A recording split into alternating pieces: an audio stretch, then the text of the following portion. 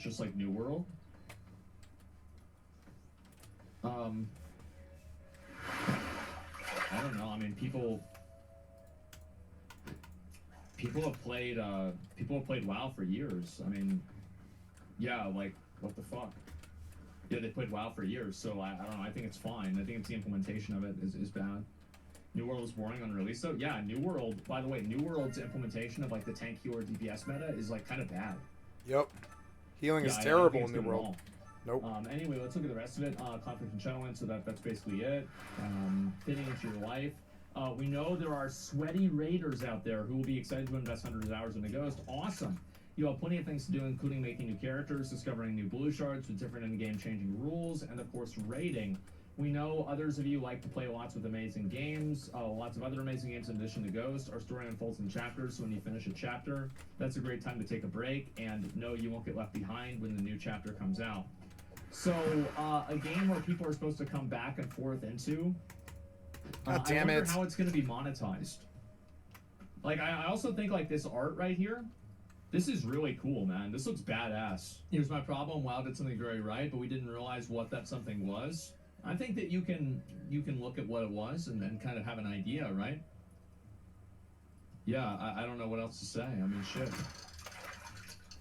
Let's see here. It looks very generic. I don't know. I like it. Anyway, so play with a group of friends. You take the game. MMOs notorious. You're throwing up barriers to playing with friends, whether that's factions, servers, power levels, quest mechanics, and so on. Ghost is designed so that the moment that you first log in, you can be playing with friends both old and new. So that means there's probably some form of scaling, or are they talking? Like, I don't know, dude. I don't know what this is gonna be. If I get to interview anybody here, I'm gonna ask these questions, right? Because like I'm not really that big of a fan of scaling. I'm kind of not. I'm okay with like some in-game zones or some zones being scaled up for in-game players, but I like the idea of like going through different zones in different areas. That's why D4 sucks. It's not. Let's see here. Multitudes of classes, lots of ways to play Ghost. It's extremely alt-friendly, so the time invested in one character benefits all. Oh, this is really nice to hear. Okay, so they're going with a roster system rather than character-specific progression. That is really, really nice to hear. Like, nice to hear, as I say. Yeah, that's great. Huge W. And this matters because there are dozens of character classes in Ghost. Our hope is you can find a class that really speaks to you. There will be many ways to fill tanking, healing, and damage dealing roles, some of which will be iconic and some of which will be a little weird. While you have several class options when Ghost launches, even more will be available as rewards within the game. Having a new class to try out is a great way to play with different groups of friends. Ghost Combat combines updated control schemes and UI with classic targeting and combat strategy we all love in RPGs. While not every challenge will need to be overcome with violence, we get that that great combat is critical to RPG longevity, and we are investing a lot of effort and playtesting into this core gameplay feature. Hit me up. I'll tell you if it sucks dick or not. Because yes, combat is what it's all about. Our goal is to move as quickly as we can into development, and we have many advantages that will help bring Ghost to you faster than it is for typical AAA games. And we will include you into early development and are committed to making even major changes based on your feedback. We will bounce ideas off interested players from time to time, and whenever we're ready for playtesters, we will absolutely make sure that you know. This is big. Our initial development efforts are focused on PC. That's it. That is very nice. You love to see it. We plan to ship our game globally and localize into many languages. Yay, another contender. We don't worry about Sweet. Don't worry about excessive gotcha mechanics and those loot boxes pay to win. Oh, fuck, guys. What are we gonna do? Yeah, well, we had a good run, right? Unbelievably excited about this opportunity. Makes us stand with you and for you and with you. Yeah, there it is. And then there's the team right there. You've got it. So, what do you guys think about this? Yeah, how do you guys feel about the game so far? We've looked at everything now, everything that they've released. What do you think? I think that, like, kind of, it's too early. Yeah, it's like, what do we even really know about this? Like, Yep. I just don't knows? understand. Looking forward to seeing more of it. Yeah, I want to see more of it. It's too early. I have no idea what to think about this. Pantheon Part 2? There's no reason to say that. Pantheon was intentionally trying to be old school. This one isn't. It's funded by NetEase, by the way. It's fine. Fills in a bunch of text with the average MMO wish list so they can pique our interest. Yeah, but I mean, they've got a whole studio together and everything like that. Most modern MMOs should be released on consoles as well. I am a massive fan of cross-platform gameplay. Yeah. I think WoW would be better off if you could play it on console. And before you say, oh, it's impossible, Final Fantasy, you can play it on console. And it's fine. What? Yeah, it's free. So yeah, you should be able to do that. Why not? WoW is Console? fine. It's not that big. Why is console bad? Like, there's nothing wrong with it. There's nothing Multiplayer is always PS5 good. can't Exactly. do beyond WoW. So WoW maybe is to a that lot business easier video, for no, PS5 fantasy to tropes, run to be than honest, sounds like than PR something for it. new Yeah, like I New hope they World. don't try to lean into that too much. I think fantasy tropes are totally fine. The reason why the tropes are the reason why people they're tropes is because they're popular. People like them. So yeah.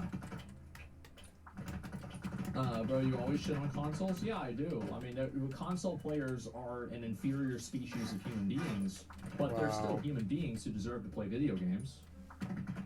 Yeah, they're inferior, but they still deserve to be able to play a game. I mean, shit. Yeah, come on, guys. Are you racist? I mean, it's true. Let's see here. Are you racist? Do you have any insight about the Riot MMO or why did Ghostcrawler leave? It probably was either between design decision differences or because of like family stuff, it seemed. Let's see here. What if you play on all platforms? Well then, I don't know. You probably don't have a girlfriend. Don't own console, don't own PC. I'm just done with them putting out shitty versions of games. I'm just upgrading. Yeah, for sure. Let's see here. Twice the reptilian. Yeah, there you go. Scroll down more, please. That's it. This is it. This is the whole thing. That's the whole. That's the whole page. That's the only info that we really have. I am very excited about this. I'm very curious to see what it's going to be. I hope that they do not try to reinvent the wheel. Don't try to go and do everything new and like, oh, well, this is gonna be totally different. Sounds a lot like Wayfinder, to be honest. You know what? I was thinking that too. What do you guys think? Does this sound like Wayfinder at all to you? Wayfinder was okay. Yeah, I don't know. I haven't played Wayfinder, but I don't Kind know. of, yeah. It's not a good thing. Well, I think it's okay. Like I put a lot of hours in the Wayfinder. I have 83 hours in the game. They're releasing a like a boss, the Reaver King, soon. And so yeah, I think it's a good game. 83 hours in a row is nothing though. How much was sponsored? Like 10? It was less, like 5. Yeah. Oh, it's already up? Yeah, I'll look and see. Fuck all MMOs, only love for hardcore. There you go. Let's see here. Some of the artwork reminds me of Debauchery Tea Party Guild from Log Horizon.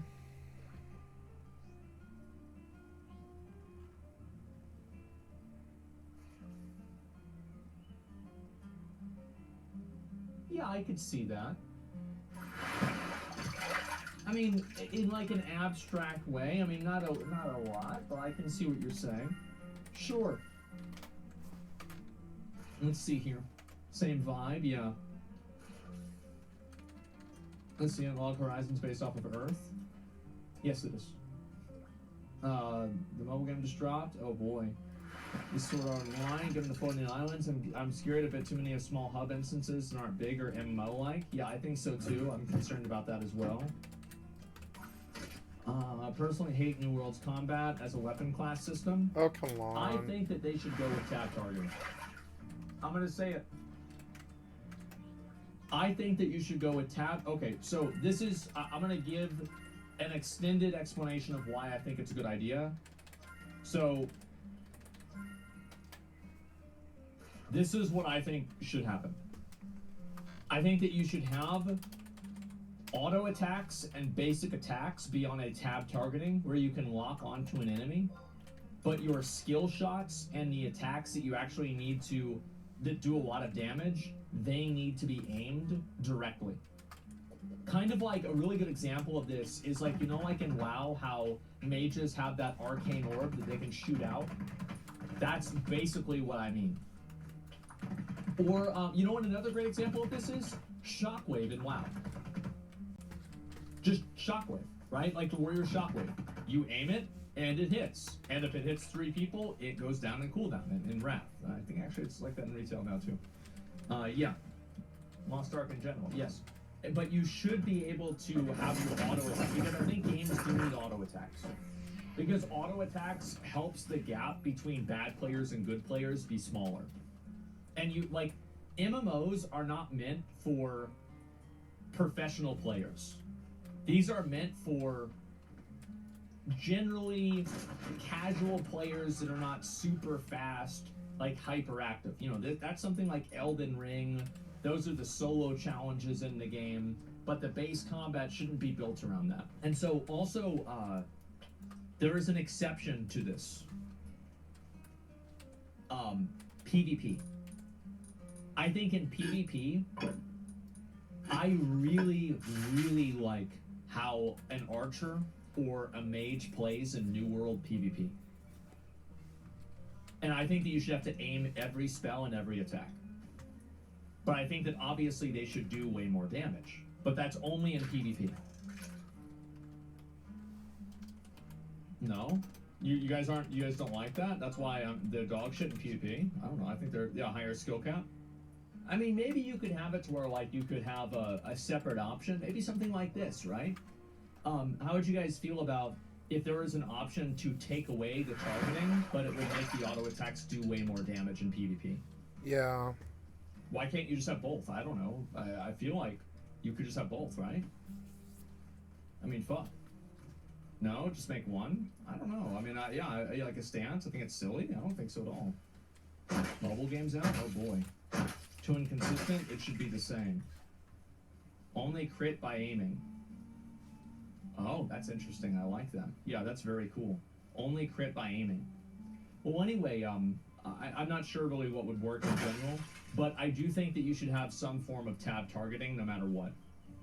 And the reason why I think that you need tab targeting is because the people that play MMOs are generally bad at video games, they're generally older, and if you don't have tab targeting, people can't keep up. You get a lot of people here talking about how tab targeting, and say that to BDO players. BDO isn't a popular MMO. Final Fantasy and World of Warcraft are popular. BDO is nothing compared to those two games, and those two games are tab. So is Fallout 76. 76 has like 2 million players. People don't want to admit it, but it does. Bad at video games, funny statement, too generic. But it's true though, right? It's doing better than ESO. Play MMOs aren't like super good at these games. Like they're not insanely good because like they're not really competitive games. Like I don't think that you should make the game super competitive, really hard to play, where like people that are really good can like just be massively way better than everybody else. Like you should of course have ways that players that are good can express that. But to the extent that it's like a massive difference, it just makes the game worse. Damn it. Like, look at retail WoW. I don't want to see that happen. It's too much. Yeah, just look at hardcore deaths. The players are not good. Good example. Yeah, and that's why hardcore WoW and classic WoW is the greatest game ever made. It's that simple. You gonna play Blue Protocol Beta? Yeah, of course I am. BDO isn't so much an MMO with Western content like Dungeons and Raids. It's an Eastern style MMO with grinding. They just recently started to add dungeon type content. Yeah, I mean, I haven't really played a lot of BDO. Yep. But yeah, anyway, Final Fantasy 11, I don't know why I would. And that's the way I think about it. What do you guys think? Are you guys excited about this or what? I would say that I am cautiously optimistic right now. I hope it's good. Will it be good? I don't know. We'll see what happens. Genshin allows tab targeting and also allows you to manually aim. You can manually aim to get headshots for more damage. It's crazy how people were telling me that wouldn't work. Yeah, I didn't know that. Yeah, okay, great. Let's see here. Ghostcrawler now has had W in a long time. Yeah, for sure. There's not enough to be excited about. Well, I don't think there's not enough not to be excited about either. I think that we'll just have to wait and see what happens. But yeah, this does look very good. Yeah, absolutely.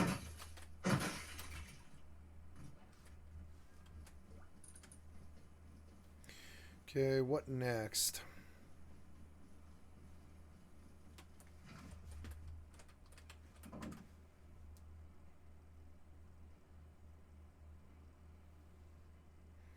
Yeah, I heard Bungie took a shit today. Fucking laid off everybody.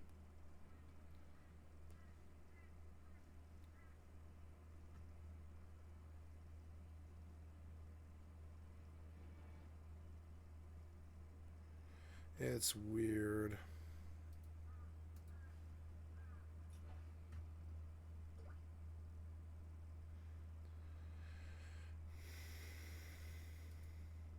Why is YouTube like this? In this video, Thank you, Zachary Smigel, for the excellent content for my stream. I'd like to sub to your channel. This video is called Why is YouTube Like This? I'm going to be building the world's largest toilet. I am going to be spending the next 50 hours locked inside of this porta potty. Last to leave the giant toilet wins 10,000 tolerant.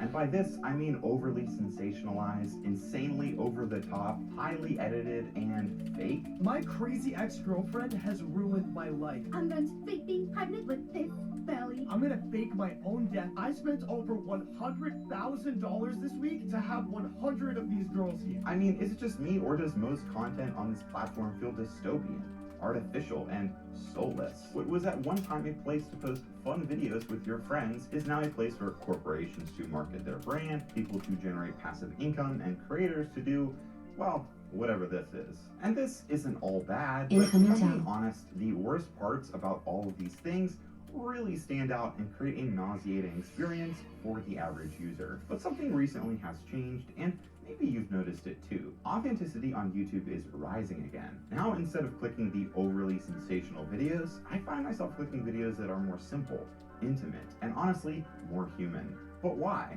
Is the Mr. Beastification of YouTube over? How did we get here? Why is this happening? And what the heck is core? Social media has adjusted our concept of reality since its inception. This is nothing new.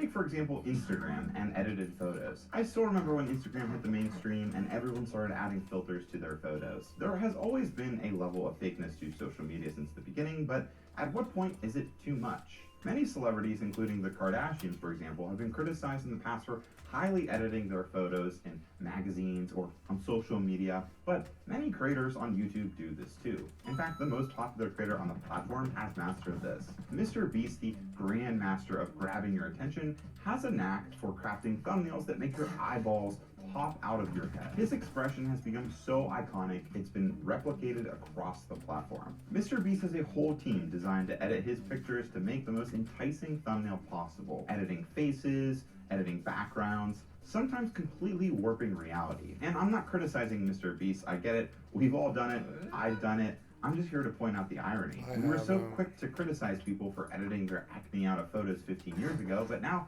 it's pretty much the norm. And it's not just with the thumbnails that seem over the top, it's with the videos themselves too. I paid an assassin to try and kill me.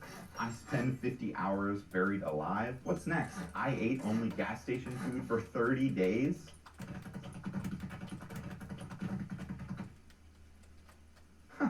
Crazy. All of these topics are interesting, no doubt. But then people try to duplicate these videos, and that's the problem. There is too much of all of this. The Mr. Beastification of YouTube, as others have called it, has consumed this platform and the entire internet. YouTube, TikTok, and anywhere you consume video. Now videos are designed to capture your attention in a few seconds. TikTok and YouTube Shorts, less than a second. It's insane. And while many of these videos are high quality, there are some that are not. If we're talking about video content feeling soulless, we have to talk about AI. Hi, I'm an attractive AI designed to grab your attention. AI videos have to be the most surreal, inauthentic stuff ever. This Zach guy sucks. I am real and authentic. We've all seen the videos where there's an AI narrating over a movie, or there's these really lazy explainer videos with a Sharpie and whiteboard design. I know there's people speculating that AI will replace creators, and to me that's just not true. Maybe if you're in a low effort niche, but as a viewer, I'm not replacing my favorite creators with AI. Yes, AI will get better. Yes, AI will be used to help creators like create cool images, VTuber setups, and even help with scripts. But time and time again, psychology has found humans like humans. We want to interact with each other. But now with the rise of AI and the rise of over-sensationalism, videos are often no longer about creativity and more about getting you hooked. I mean, seriously, everything is fully optimized all the time. From the concept to the editing, it often feels so inorganic. I mean, even what I do here, these videos are clearly highly edited. Believe it or not, I do not live in a white box. But I try to make things as authentic as possible. I try to open up about my own experiences and my life, even if it hurts my retention. Same thing with my thumbnails. They're pretty straightforward, but I'm often conflicted. I want to stay true to myself, but I want more people to see my content, so there is that balance. But as I mentioned earlier, all of this actually might be changing, and now I'm caring less and less about over-sensationalism and more about just being myself. I first noticed this when my Why YouTube Feels Different video went viral. I had tons of people duplicate my thumbnail, and many people failed to capture the same effect. That video didn't go viral because of the black text and red circle. The video went viral because I found a way to directly communicate with potential viewers. People got the video recommended to them and wondered, why is this video here? And how did he know? Well, I was banking on the fact that with my findings about YouTube recommending smaller creators, that I could fill the gap. I bet, and I won. And by creating an authentic relationship with a simple, straight-to-the-point concept, it worked. People clicked on the video, and then the rest is history.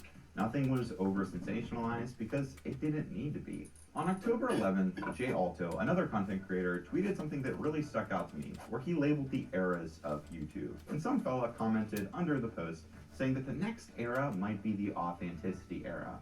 And since I read that tweet, I have not stopped thinking about it. I started paying attention to the content that I currently watch. And one day I went through my subscriptions, and what I discovered shocked me. My favorite creators right now are the ones that are unapologetically themselves. The videos I don't watch that get recommended to me are typically the over-sensationalized ones. And again, I'm not dissing Mr. Beast or any content creator that over-sensationalizes their content. Mr. Beast, if you're watching this, I think you're a great guy. I just think that I'm at the point in my life where I enjoy the content that is a little bit less dramatic. And I wasn't always like this, but being raised on the internet, I crave human nature, human connection, realness. And I think me and many others are tired of the overstimulation.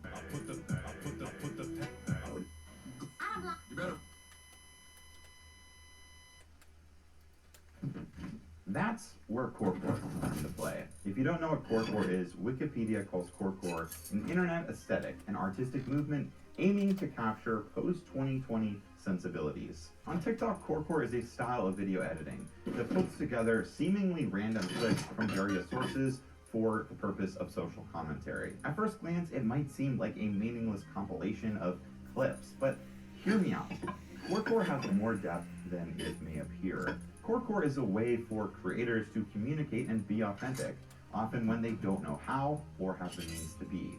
Chances are a video talking about mental health won't get much views, but a video covering a mental health issue with quotes from a movie and overlapping music and commentary might. Corecore bears a striking resemblance to a century-old artistic movement called Dada. The Dada movement consisted of artists who rejected the logic, reason, and aestheticism of modern society. And this is exactly what we are seeing on YouTube. There is a wave of people rejecting the norm, rejecting sensationalism, rejecting the Mr. Beastification of YouTube, and embracing authenticity in their own ways. The best example of a YouTuber doing this is Dodford. Dodford is a content creator who does documentaries on celebrities. But instead of Dodford narrating over the story, he uses clips of the celebrities speaking themselves to tell their own story. This is corecore in its purest form.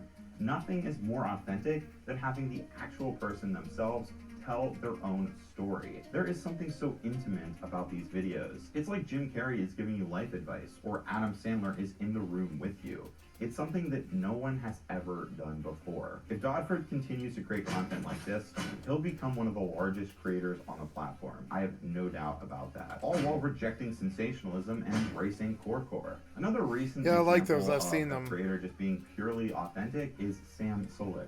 Sam does bodybuilding content, and he started posting on YouTube just 8 months ago. He uploads 30-minute videos and has almost 2 million subscribers, all without fancy thumbnails or fancy edits. Yep. It's just some I'm not dude doing being that either. unapologetically himself. All while, again, rejecting sensationalism and embracing his own values. And there are a ton more examples of creators doing this across the platform. And to me, there's no denying at this stage, this is the future of content creation. Yes, I know, this might be the most ironic thing ever. We've come full circle, but when whole generations have been raised by the internet, some people never had the opportunity to experience authenticity. People are screaming for expression and human nature. They just don't know how to express it, and that's where core of just turning on your camera and calling it a day comes into play. Now, I want to emphasize, I don't think over-sensationalized content is going anywhere. It'll likely be here forever. There will always be a place for Mr. Beast and content creators like him. That style of content is popular for a reason. It's very entertaining, but I think now, more than ever, if you want to create content on YouTube and just be yourself, you can. People want and crave that. There's room for both of these styles of content. Social media platforms have cycles and eras, and I think we're on the cusp of a new one. So whether it's simply turning on your camera and vlogging your life, or writing a poem through a video compilation, or maybe even just buying a cheap green screen and talking about things that you want to talk about, this is the next era of YouTube, one connected to human experience. Yeah, it was good. I liked it. Thank you, Rasputin, for the excellent content for my stream. I would like to sub to your channel. This video is called Difficulty is Weird. Hardest decisions I find myself faced with when playing a game is this one. It's almost always the first choice you make, and it is one of the biggest deciding factors on what kind of experience you're going to have. For the longest time, it's something I never paid much mind to, always just selecting normal or whatever seemed to be equivalent, because I figured that must be the intended experience. Like, it's literally called normal, so you assume the game must be best balanced around that mode. But more recently, I've realized that's not always the case. One example of this that I've touched on a bit in the past can be seen with The Witcher 3. Its normal option, Story and Swords, provides a decent challenge and certainly will be a good option for some, but I found it to be underwhelming as I was able to pretty easily beat the game without engaging with most of its systems. Aside from a few tutorial quests that forced me to use alchemy in the bestiary, I pretty much ignored them entirely, because in the time it would take me to read up on a monster's weakness and create an oil or decoction to help me take it out, I could have already killed it and been on to the next one. Using those mechanics didn't feel worth my time, which is a bummer because they're interesting systems that encourage exploring and engaging with the world and lore in meaningful ways. They are an important piece of what makes The Witcher 3's gameplay loop feel so good, but as I didn't use them, I missed out on most of that. And once I finished my first playthrough, I walked away feeling bored and disgust. Then last year, after a handful of failed attempts of getting back into it on a higher difficulty, I finally fully dedicated myself to a Death March playthrough, and it felt like an entirely different game. All of the mechanics I explored became integral to my success, and certain fights were simply impossible without them. It encouraged a playstyle that pushed me to learn about the world and think carefully about every encounter, making me feel like The Witcher instead of a typical video game hero. And this made it so much more distinct from most other open-world games I've played. Now, I don't think Death March fixes every issue with the game as combat, but at the very least, it got me to approach it in a much more enjoyable way than I did the first time. The thing is, if I hadn't read up on it and been told by friends to give Death March another shot, I never would have known to try it. And even if I had decided to start with it unprompted, I would have changed difficulties almost immediately, because the first encounter absolutely wrecked me. Like, I died over 5 times to these stupid ghouls. On Death March, they have the capability to take you out in just a few hits, and as you don't have any notable gear or items, there are no advantages to lean on. Also, given my pretty simple experience on Story and Swords, I wasn't used to needing to dodge so frequently or wait for openings to attack, so it took me a good while to get those things down. Had this been my first playthrough, I would have made the very fair assumption that I was in over my head, as dying so many times during what is for all intents and purposes still part of the tutorial is a pretty clear sign that you should turn the difficulty down.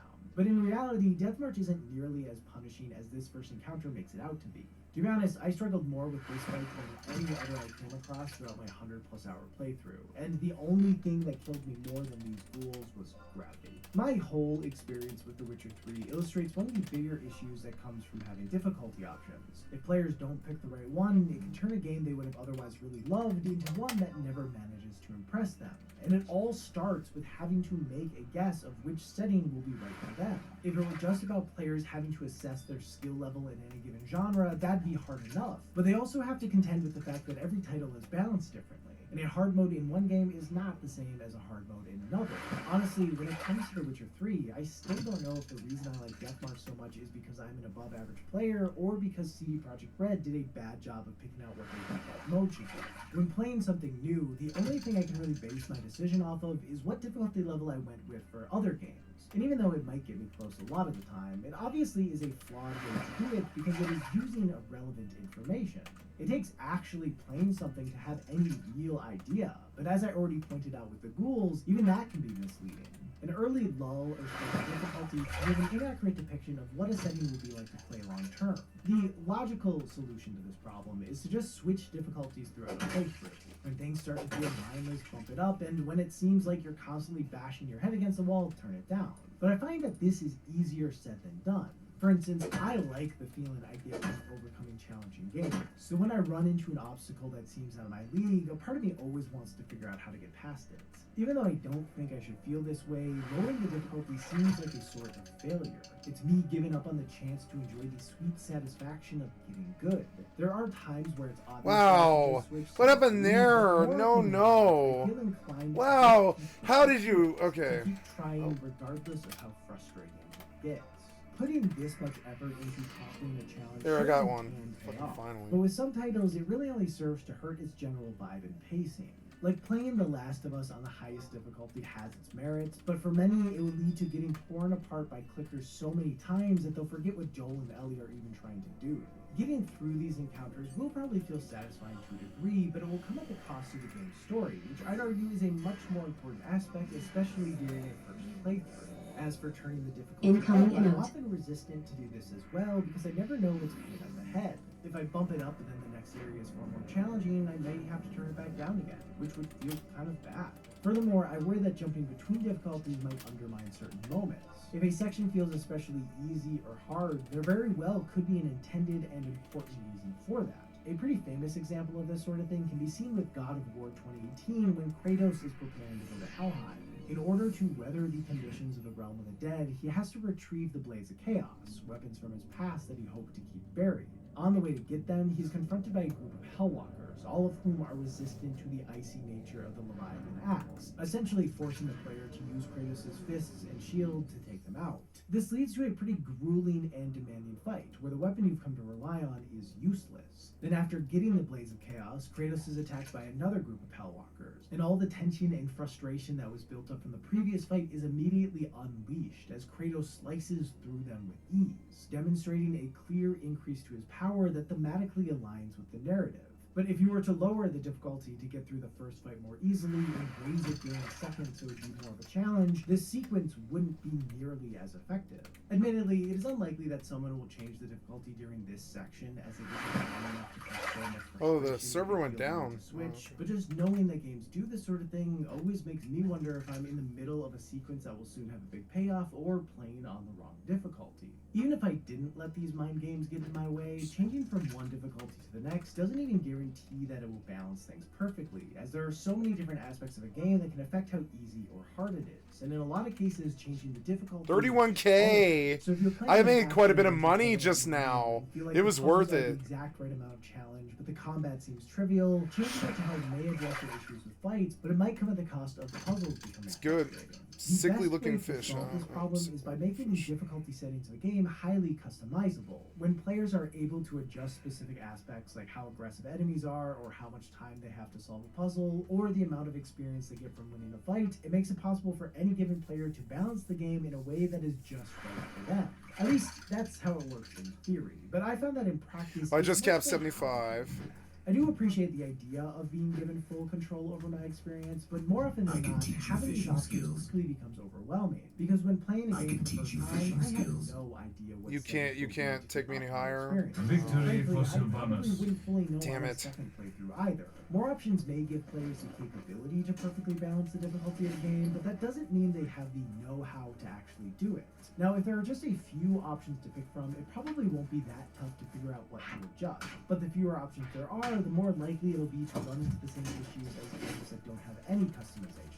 When there are a wide God damn it, I range of told you to options, put the you knife take a ton on. of trial and Put it error on, to figure out motherfucker. what works best. You see how different settings interact with each other to Did they link? Yes, they did. Get out. For most players, putting a bunch of effort into troubleshooting a game's difficulty in the hopes of finding Why would a the balance non-yellow isn't how they want to link spend their right time. away? They're Oh, not the God game damn it. designers.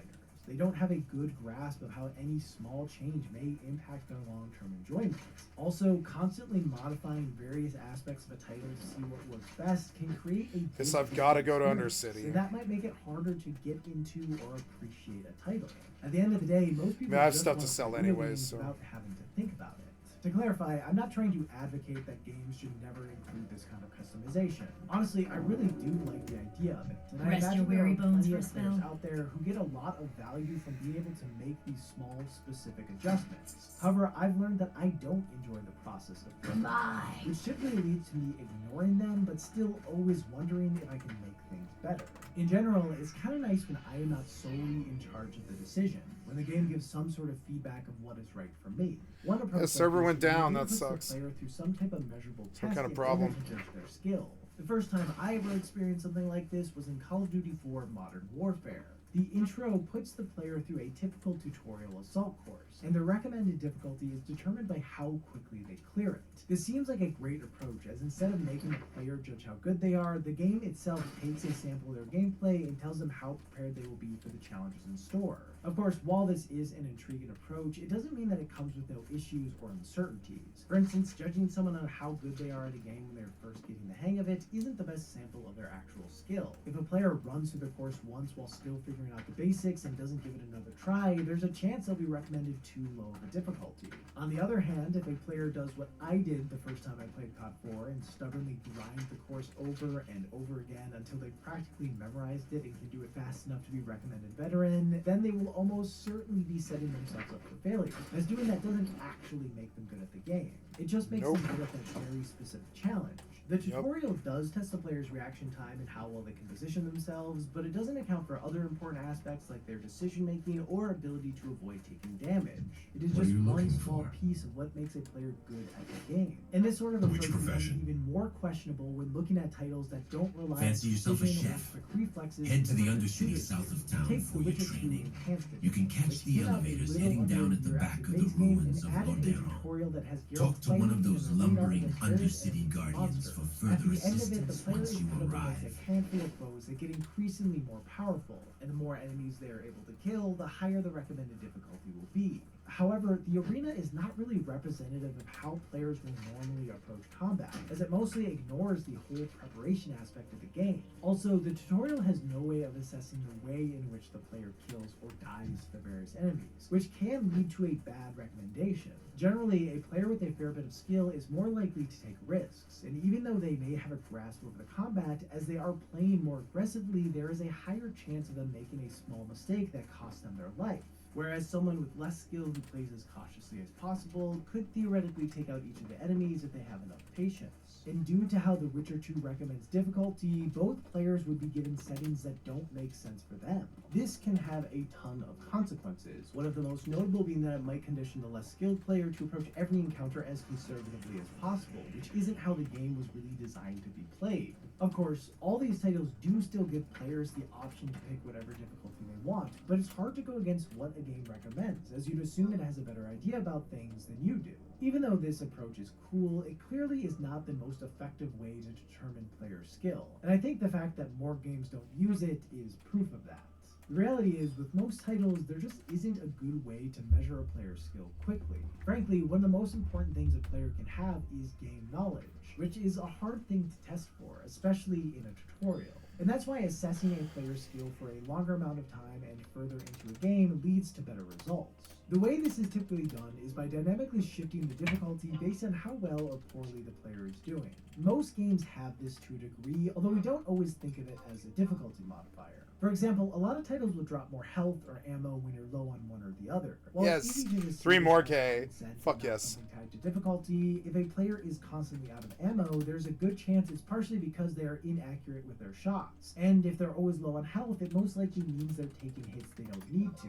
So being given these things as a result essentially makes things easier for them. It's a small adjustment that doesn't shift the core gameplay, but it does balance things out for those who aren't as skilled. There are, of course, far more impactful implementations of dynamic difficulty. Take the Resident Evil series. Depending on how accurate your shooting is and how often you take damage or get killed, enemy behavior and even the amount of them will change, making things more manageable for those who struggle by having enemies be less aggressive, and giving a nice bit of extra challenge for those that have things down by making the baddies more hostile. On paper, adaptive difficulty is perfect, as it takes the decision out of the player's hand by making adjustments based on their actual performance over a long portion of time. Most Resident Evil titles do still have difficulty options, but players don't need to be as exact with their guesses of what's right for them, because the game will adjust to a more comfortable spot. An approach like this helps preserve game feel and flow, keeping the pace of a game as smooth and as enjoyable as possible. And when looking at a title like Resident Evil 4, which is maybe the best paced game ever made, it's a hard idea to argue with. Also, as it is done subtly and isn't something Capcom seemingly ever talks about, most players won't even notice it. So clearing sections even after they've been made easier feels just as satisfying, because the player will assume they finally got good enough to overcome it. The thing is, and maybe this makes me a stubborn old man, most of the time I don't want to feel as if I've gotten good enough to overcome something. I want to get good enough to overcome something. And it's not even about the principle of the matter. It's just that I like figuring things out, and if I know the game is figuring something out for me, I feel a bit cheated. I care about this sort of thing more with some titles than others, but in general, I'd rather avoid it. Now, I personally don't mind that a game gets harder if I'm playing well, as like I said, I enjoy getting past things by the skin of my teeth, but a part of me doesn't love the idea of getting bumped up to a harder difficulty and then having that new challenge be taken away if I'm not immediately successful at it. It's also worth noting that the increased challenge could push players to approach encounters in a more cautious way that they find less enjoyable. This may make them more successful, but that's not necessarily the same thing as having more fun. All things considered, for a lot of people, especially those who don't really care about these things, adaptive difficulty is one of the better approaches. But for me personally, with most games, I'd always rather play with it off, as I want all the credit to go to me. But I don't think the majority of titles that incorporate some form of it would really want to have a visible toggle, as drawing attention to it takes away a lot of the magic. For all these reasons, as irrational as it may sound, a part of it has no difficulty options. I like not having to learn how to play with the right settings, or if the game is making things easier for me without me knowing. The experience is what it is, and there's something to that simplicity that's kind of nice. I think in some cases it also I can teach you how to cook. difficulty in a way they might not have had their own. Do not I'm sure you speak read death. this sooner or later, but this is the part of the video where I start talking about Dark Souls. The Souls series, and really every modern FromSoft title, has become the centerpiece of difficulty discourse, and that's because the relentless nature of these games is one of the major reasons why I have become so attached to them. There is something about their cruel and bleak worlds that is strangely compelling, and the gameplay feeds into that feeling so well.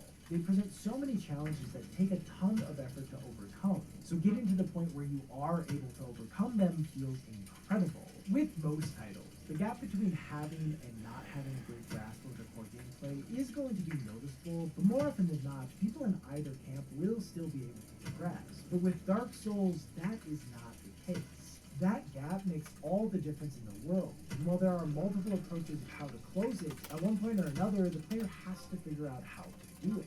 And when they do, that feeling is unforgettable. Before playing Demon Souls for the first time, I didn't think hard games were my thing, but it proved to me that they could be. And playing Dark Souls made it clear that I didn't just like them, but that they had the potential to be the most meaningful gaming experiences I've ever had. With Demon Souls in particular, had it been designed with multiple difficulty options, I don't know for sure whether or not I would have switched to a lower one, but I definitely would have been constantly questioning if I had picked the right choice. Instead though, all I could really do was focus on finding a way through the game. I had to embrace its uncomfortable challenge or else be out $60. And that experience of going from thinking it'd be impossible to scraping and clawing my way to the credits meant a lot to me.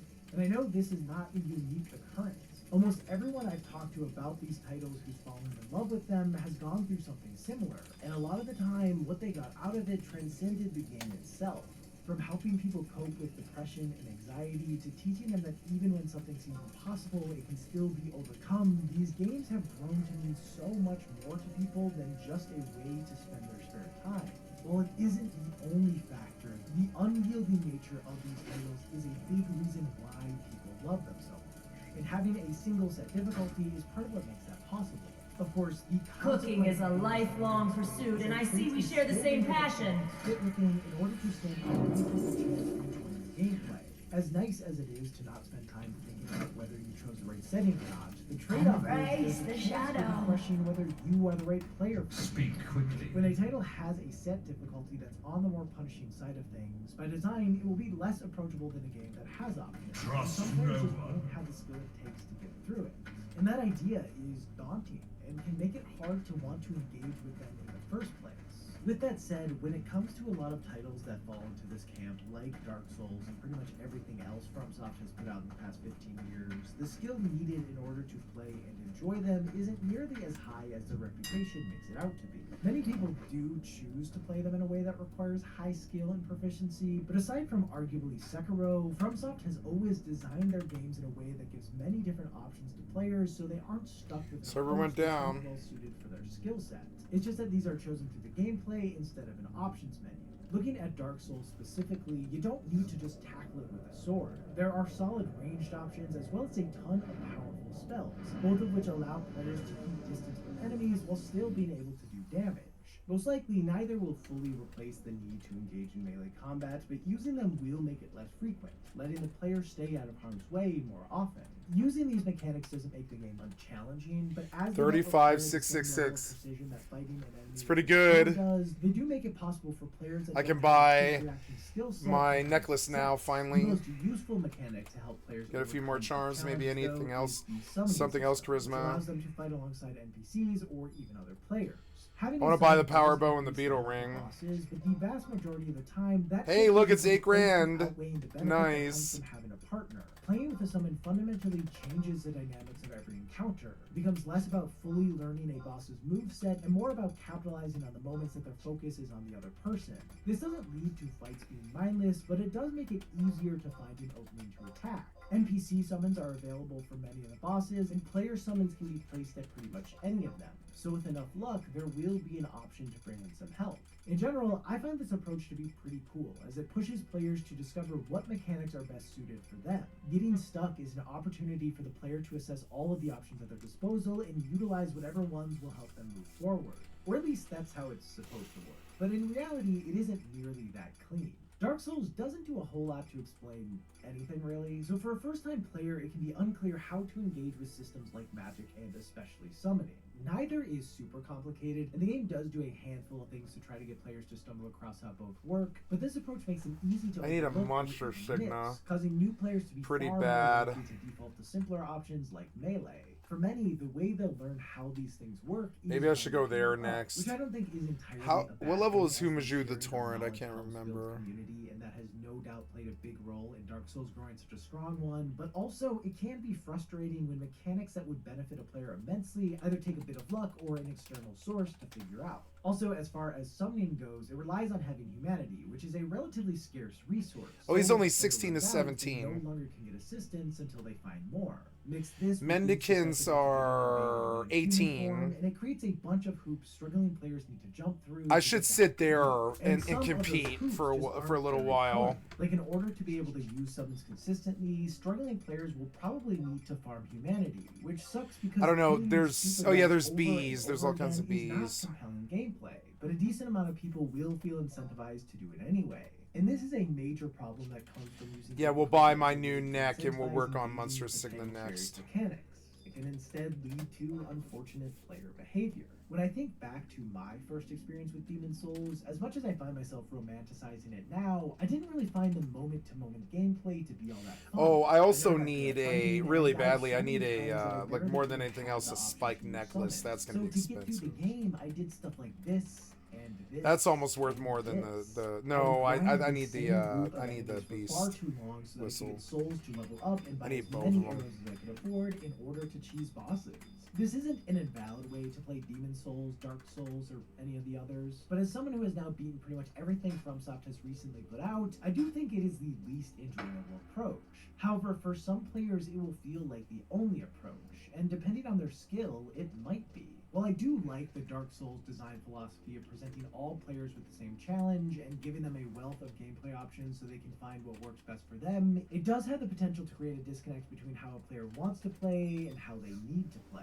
Like, it's great that summons are an option, but as I said before, they do fundamentally change how boss fights work, and it leads to a much different experience than fighting them solo. There is nothing wrong with either approach, however, if a player prefers what combat feels like without having a summon, but gets completely I don't like the stuck on every boss bosses. they try to take on alone, they'll kind of be forced into using one if they want to progress. And as using summons is so different, doing this won't really help them get better at fighting bosses alone, so it doesn't even act as a way to build up to a new challenge. I can kill the bosses. On the I've other done end it. I of things, prefer to most skip skilled them players now who with enjoy the summons, summon. whether it be for lore So or gameplay reasons, they know feel that's like why they they can't added really it. use them without things getting too easy. Trying to get Obviously, a they can just do necklace. a second playthrough with summons that's less focused on the challenge, but I don't think it's ideal that they'll feel the need to ignore the mechanic on their first in order to maintain a certain level of difficulty.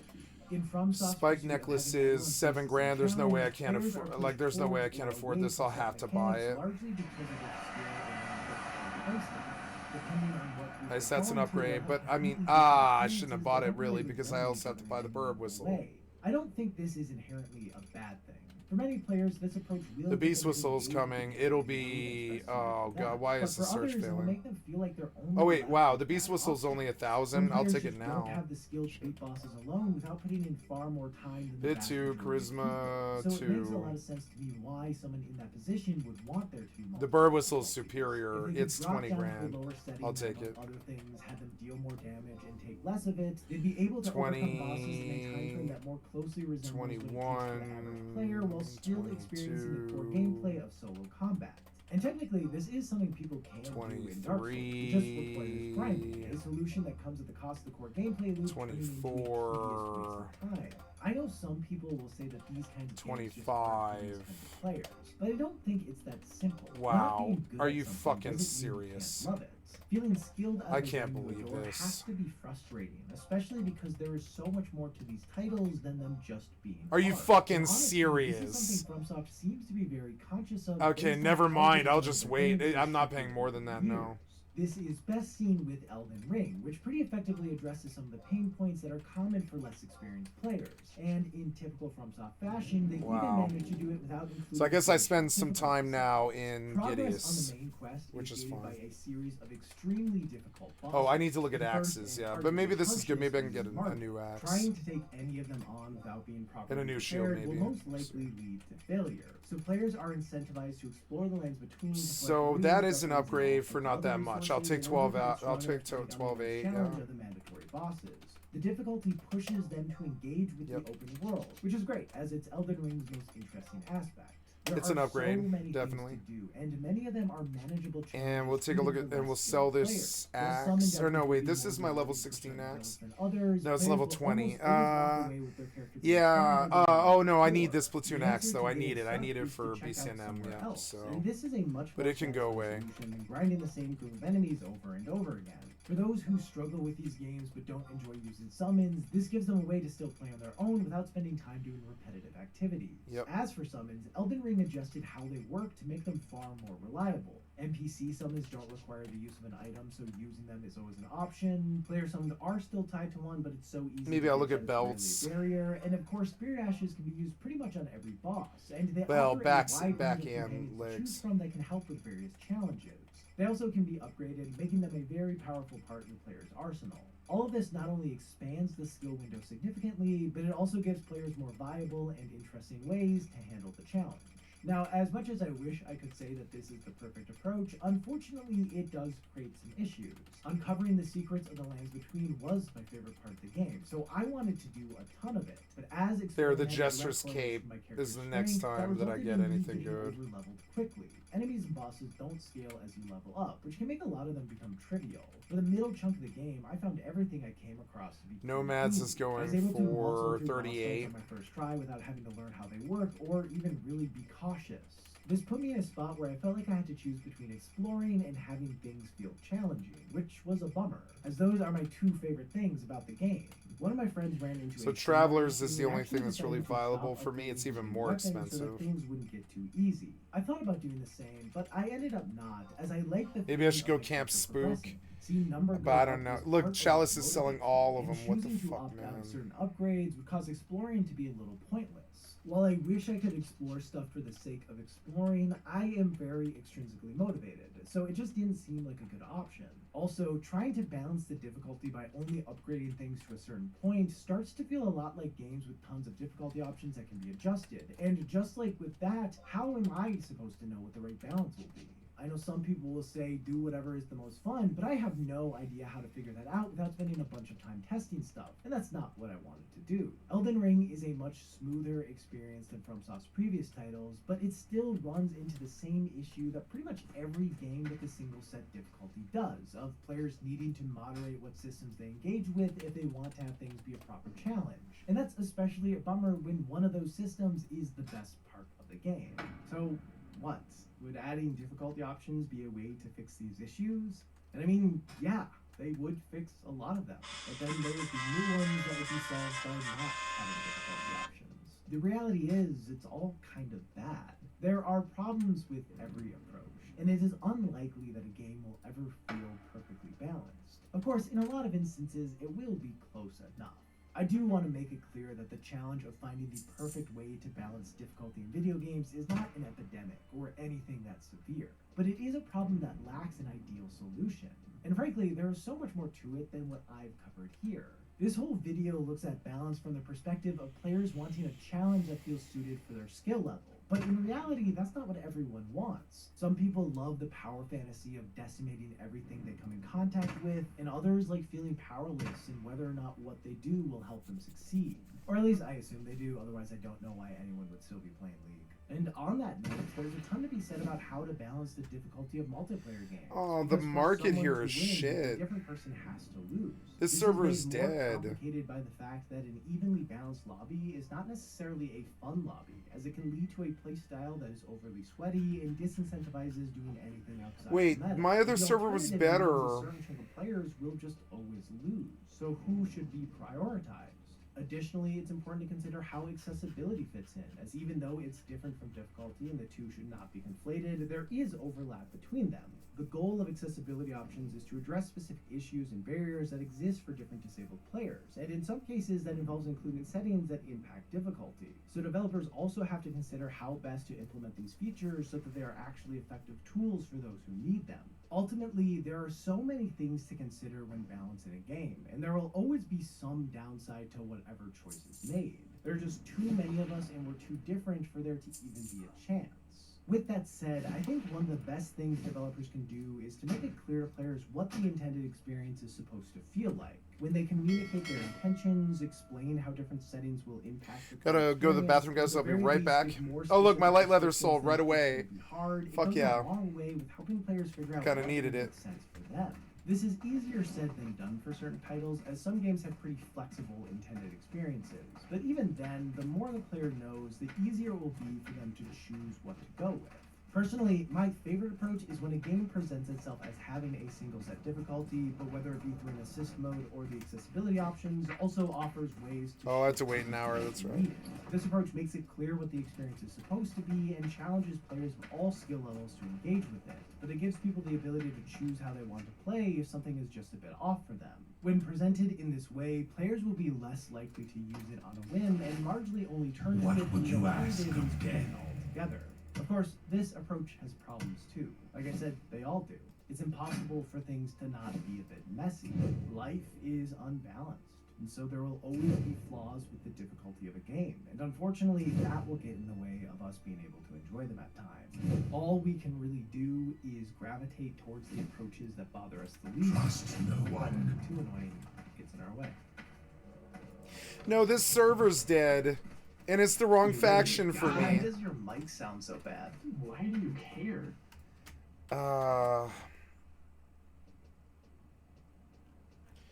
Yeah, look, the server's dead. This server is dead.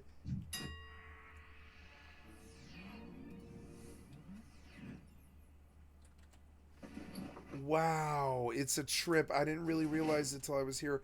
I guess I'll start over again. Jesus. I mean, I won't lose this. I won't lose this rogue. It's not like I'm losing the rogue, but I will go switch it up again. I can't believe that.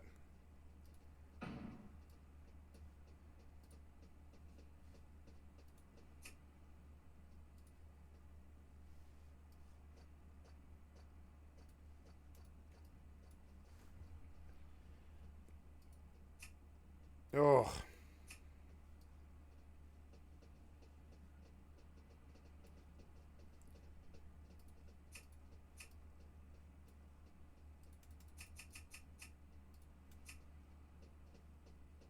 Yep.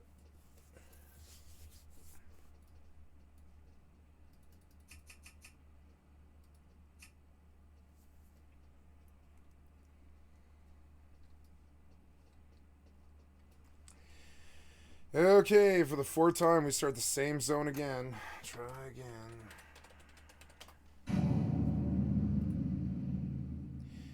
Yeah, wow, server's dead. But at least this time around, I can make it last. I think this is good. I'm the one who has to listen to it. You should think about getting something better like the mod mic.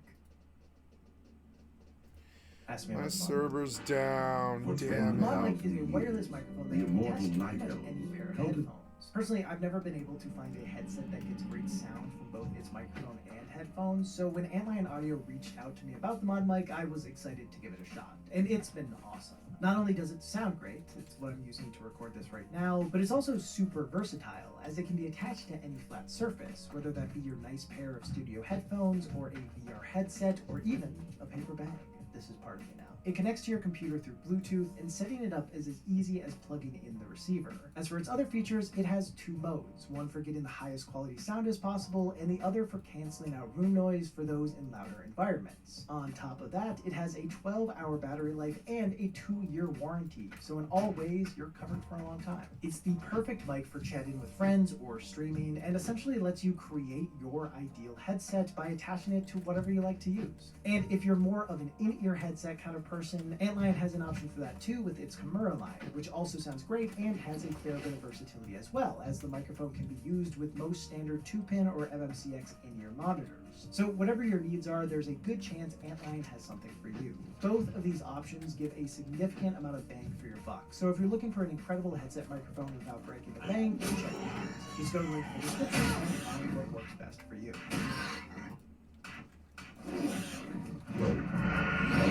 Oh yeah, go for it. Anyway, thanks to Antlion for sponsoring this video. For all of you still here, hi. I'd like to thank my patrons for making this channel possible and give a special shout out Yeah, it was good.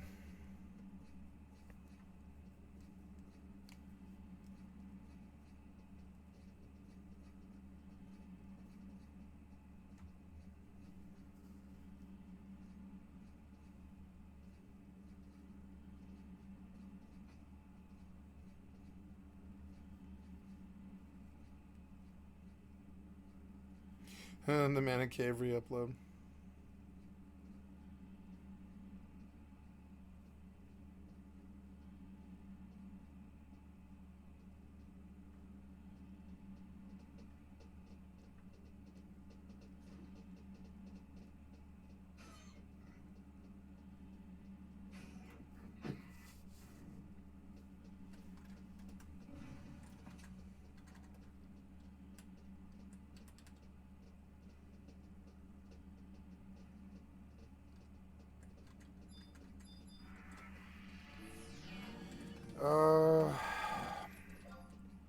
Well, I suppose it wouldn't be bad. He replaced my rings again for some reason.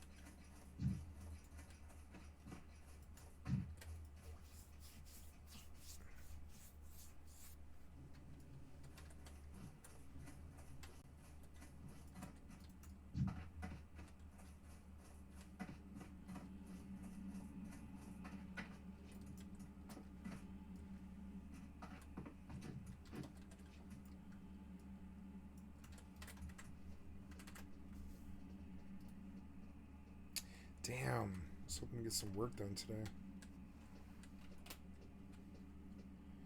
Okay, I'm gonna go to the restroom here and play a new video.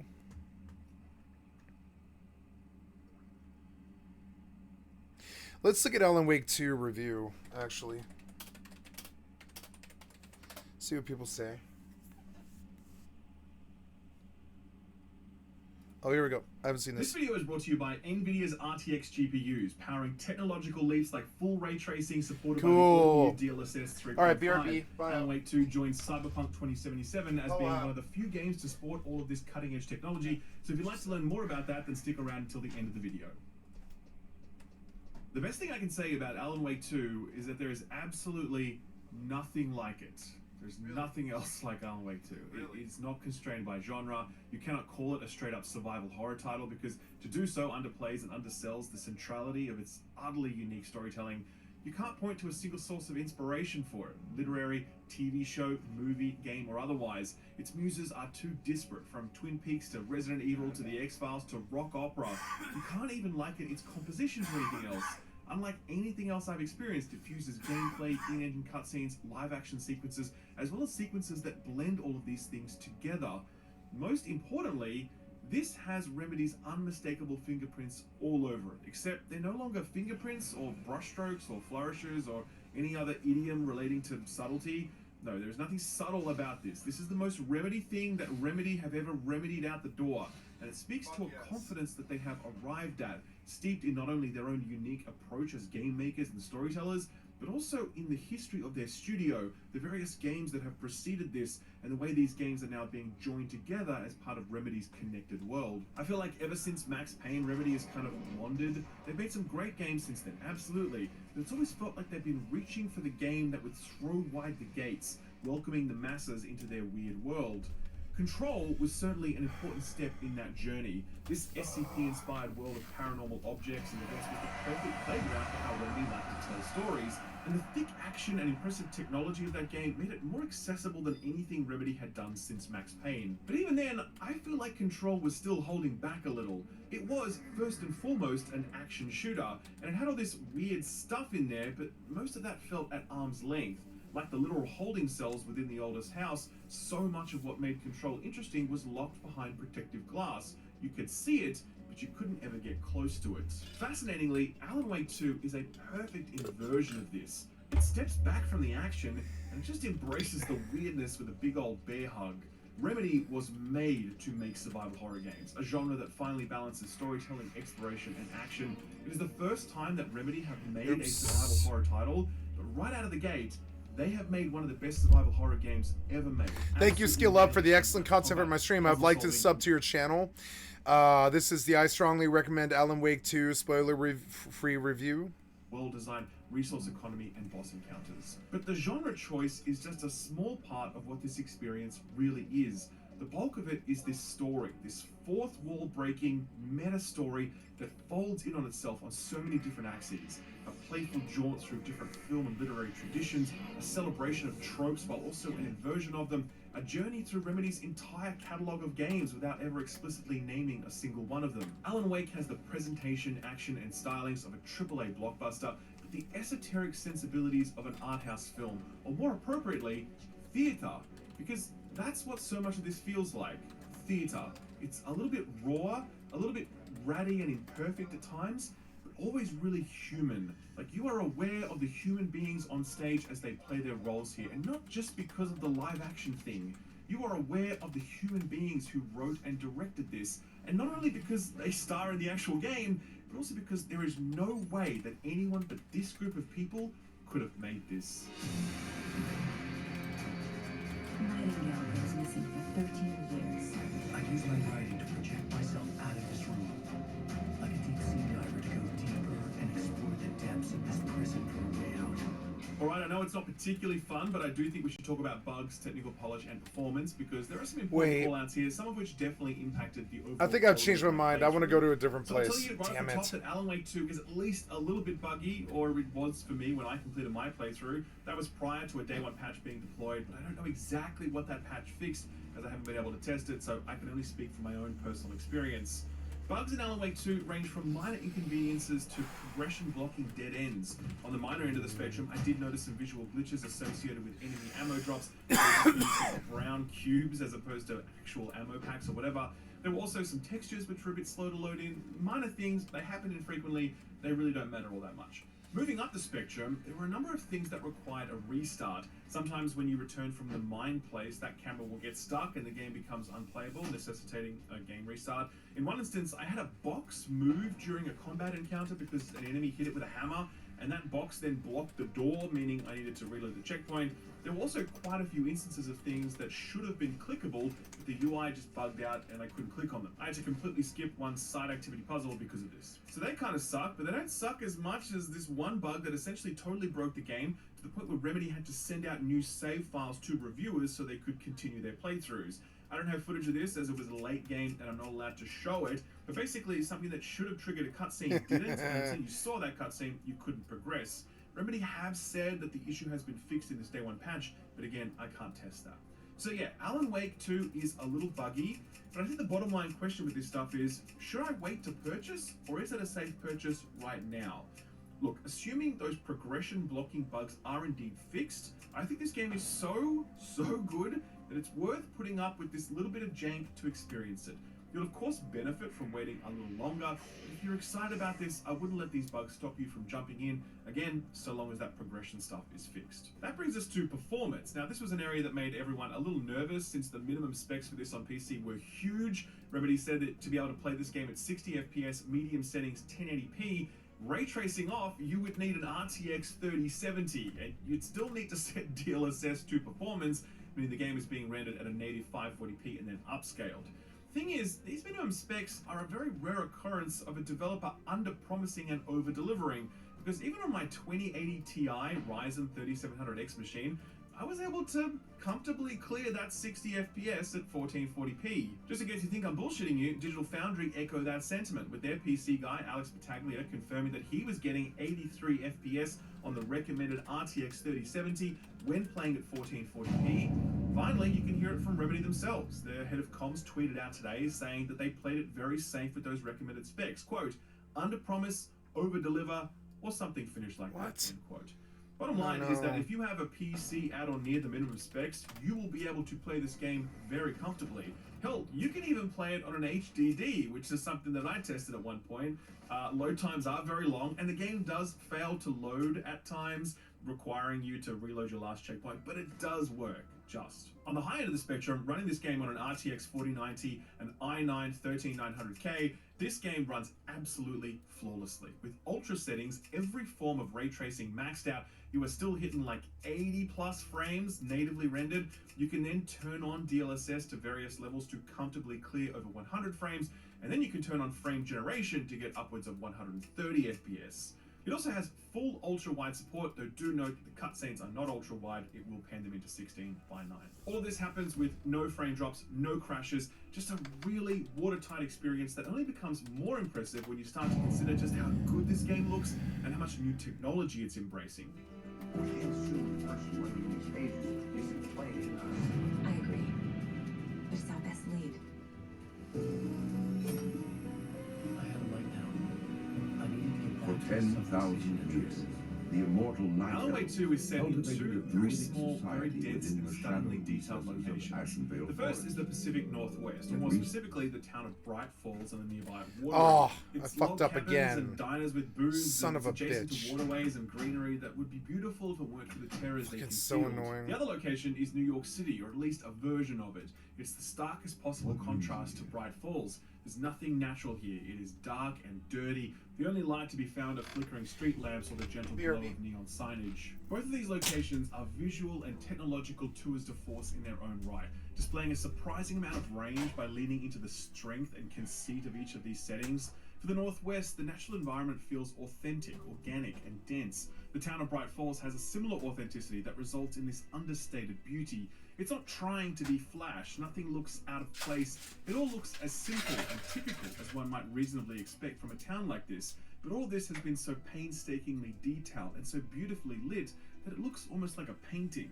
The afternoon sun in particular really brings Bright Falls to life, with an orange glow warming the entire scene, the sun's reflection flickering in the ground puddles and window panes. New York is similarly striking, but in totally different ways. Here, lighting is used to make each part of the world look like its own installation and an exhibition.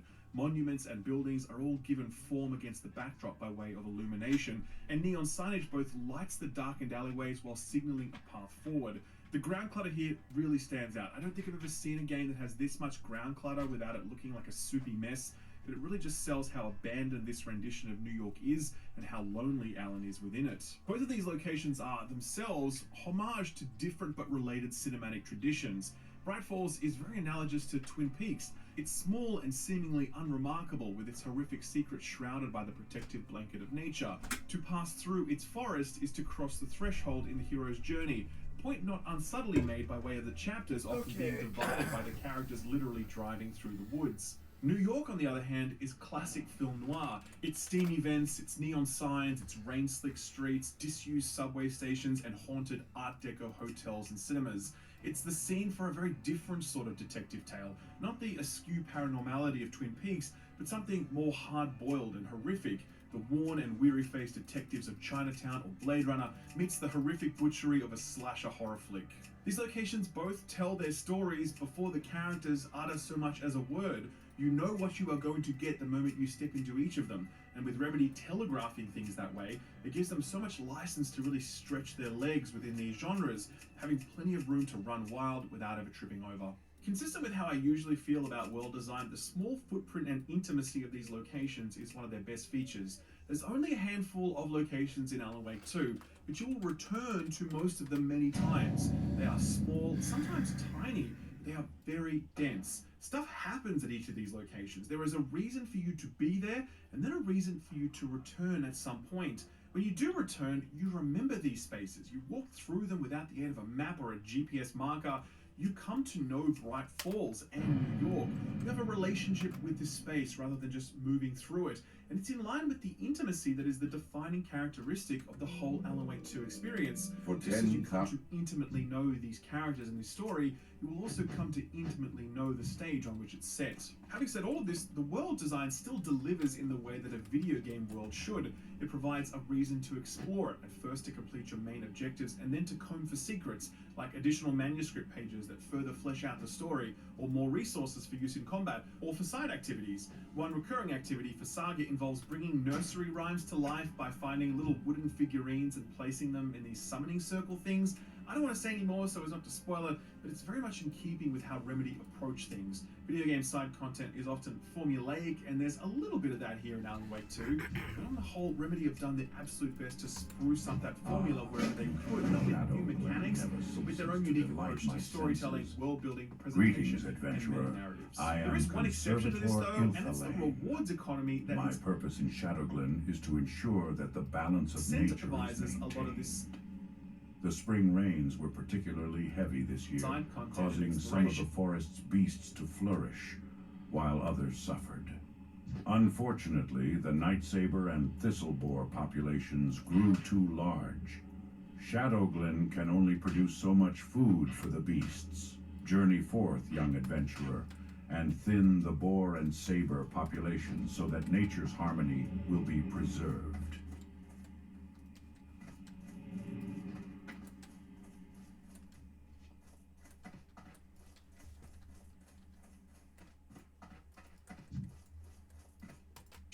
By following clues and solving puzzles, Saga will find lunchboxes full of manuscript clippings, and Alan will find words of power scrolled on the wall.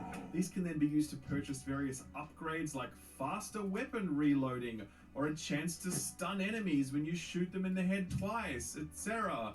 To be honest, it's really shitty, and I think it kind of cheapens the game.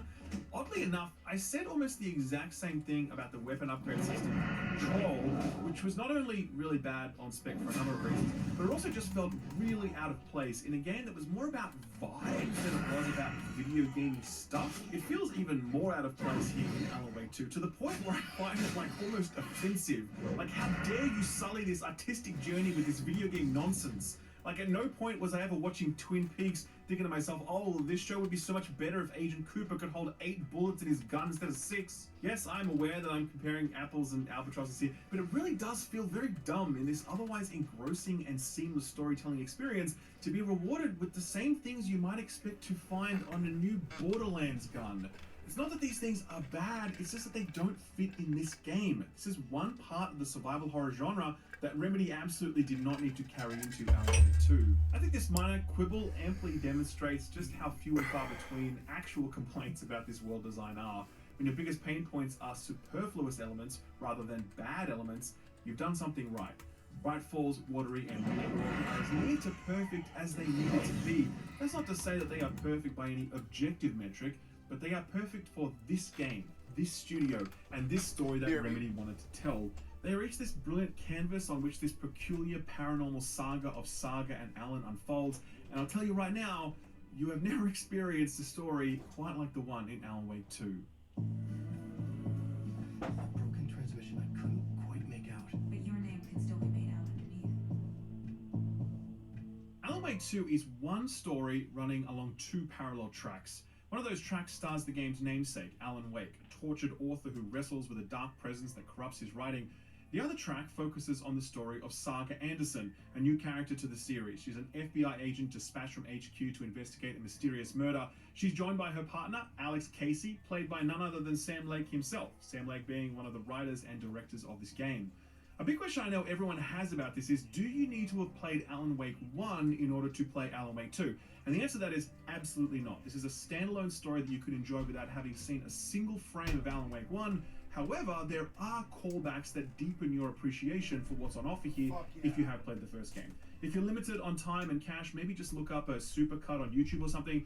But if you're so inclined, then you can grab the Alan Wake remaster for PC and current-gen consoles, as well as the original, which you can get pretty cheap on Steam. Whenever you choose to start playing Alan Wake 2, it will begin in the town of Bright Falls. Saga and her partner have been sent to investigate the freshly murdered body of an FBI agent who just turned up, even though he's been missing for 13 years. Making it even stranger, the murder is at least somewhat connected to the Cult of the Tree, a mysterious cult that's been sighted operating in and around Bright Falls.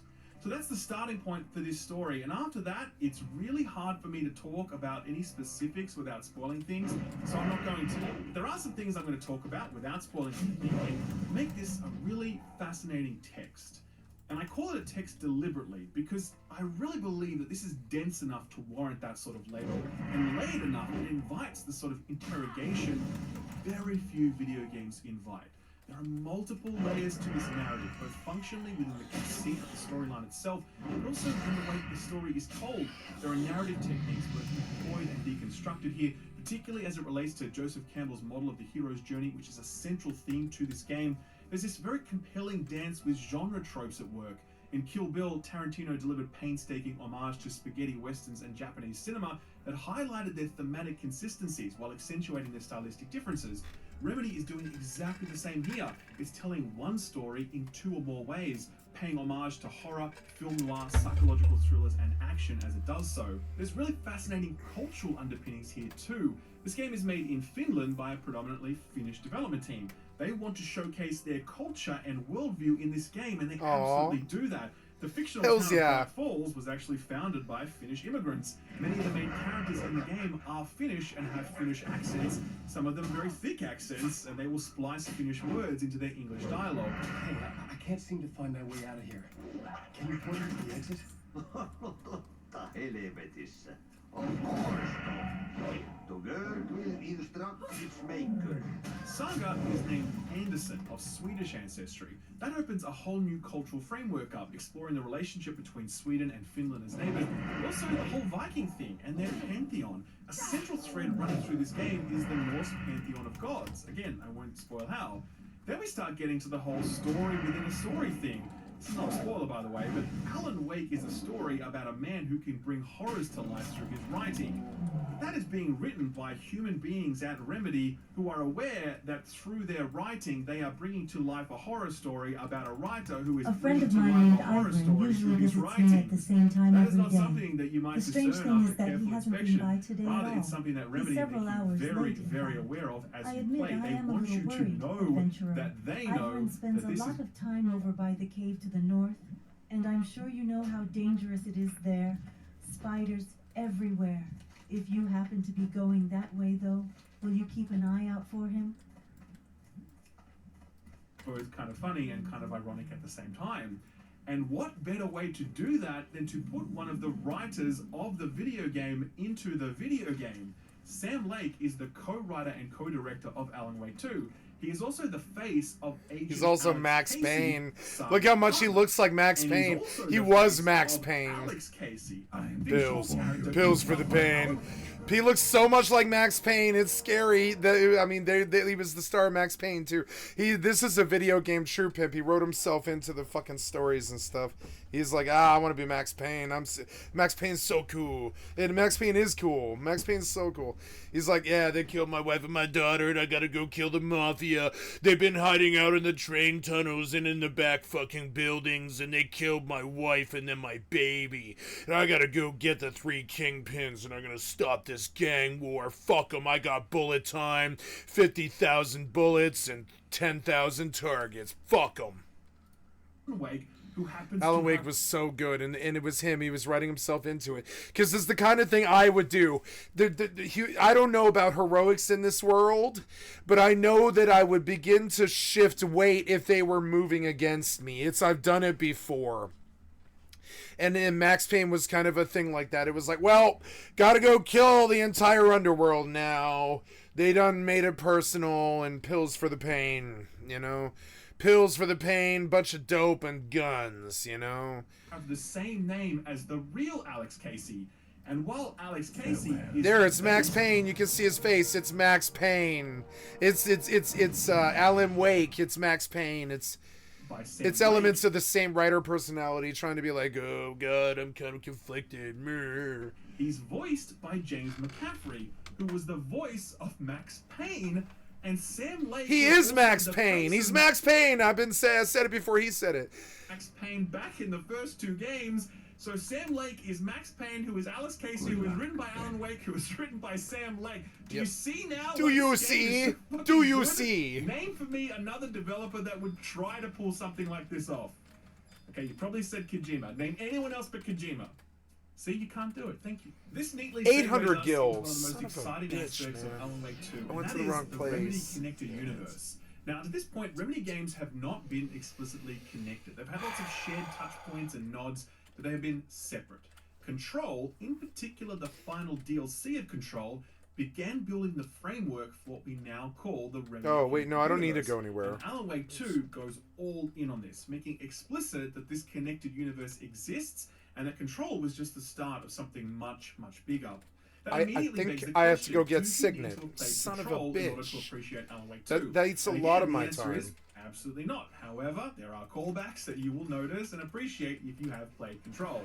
The most important thing to understand about Control, though, is that it's the story of the Federal Bureau of Control, or the FBC, a government agency tasked with policing and containing paranormal phenomenon. For the purposes of Alan Wake 2, the particulars of Control don't really matter. What matters is the existence of the FBC and the existence of these paranormal phenomenon. Together, these things create a scaffolding. Thank But goodness you are again, here, one of those like adventurer. IKEA grid Strange shelves. news has traveled to me through the whisperings of the forest spirits.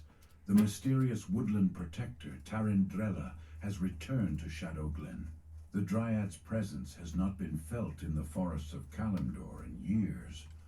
Something is surely amiss if she has journeyed back to this land. Seek out Tarindrella and see what business she tends to in our grove.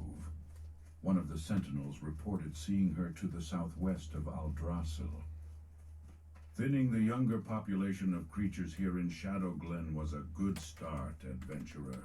But there is Let's still go get work Signet. to be done. Fucking annoying. The resources of the forest will be depleted right too there. quickly if the problem is not addressed.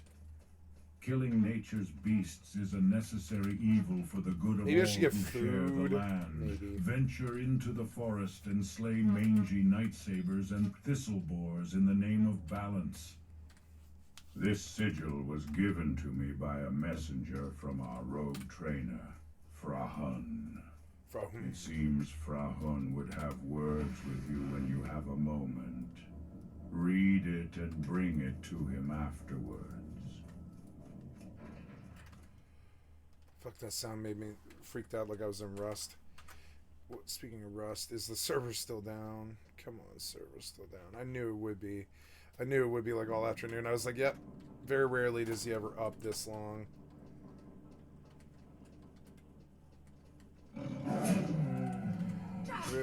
What's this now? Oh, yeah.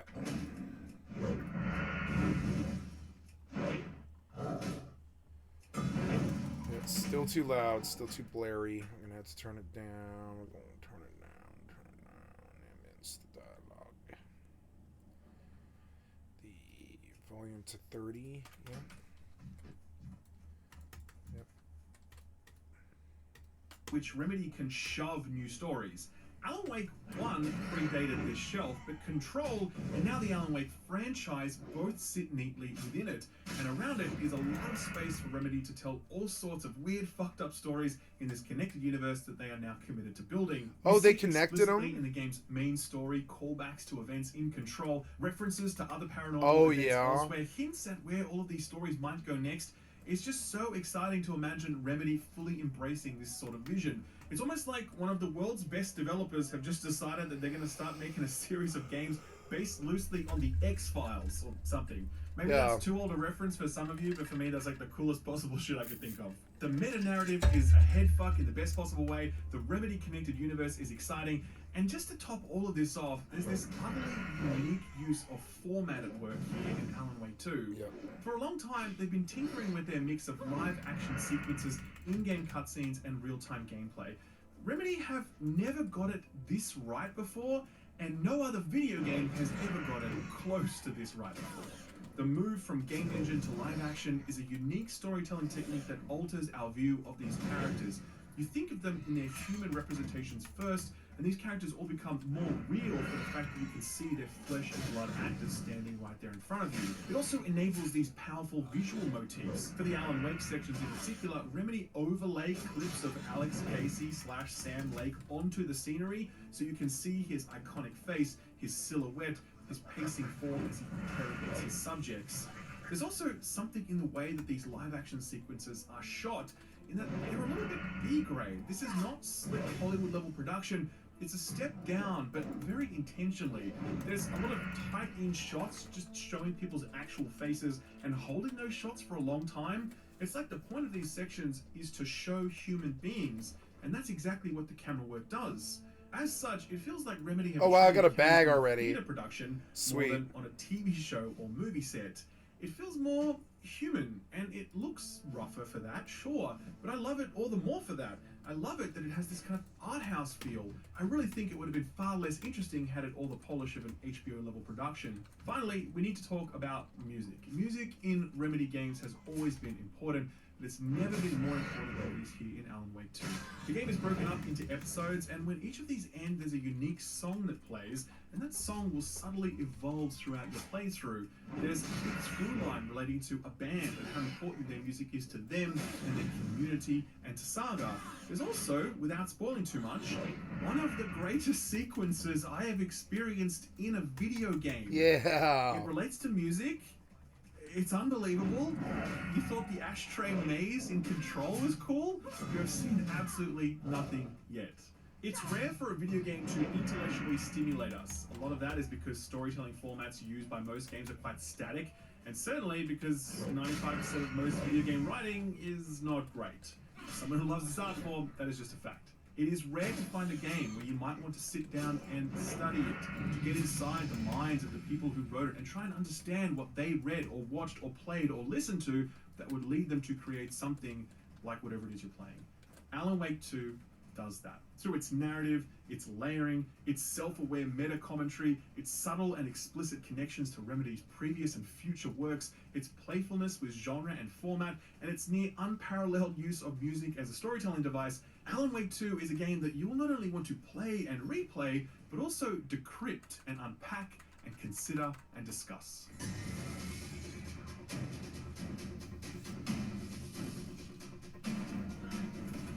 To this point, I have not yet discussed how Alan Wake plays as a video game, and there's a good reason for that. The combat stuff is easily the least impressive part of this package.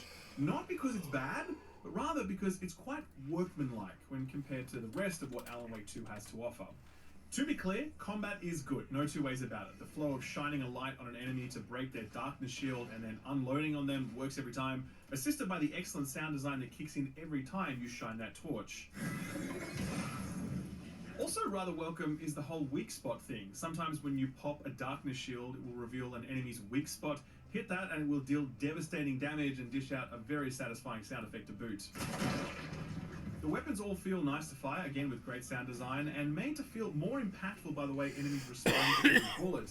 However, that arsenal of weaponry is very limited, and enemy design in particular is very limited. I mean, there's really only 3 or 4 enemy types in the whole game, and they're all functionally similar, which is that they kind of teleport quickly to juke you, they swing at you to give you an opportunity to dodge, and that's about the limit of their kit.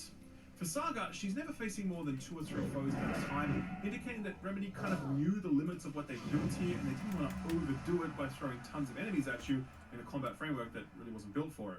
For Alan, it's a little different. He's typically harassed by these shadows that will slowly or quickly move toward him, menacingly whispering his name as they do so. Most of these will actually dissipate when they reach him, but some will throw him to the ground, while others will transform into actual foes who can be shot with a gun.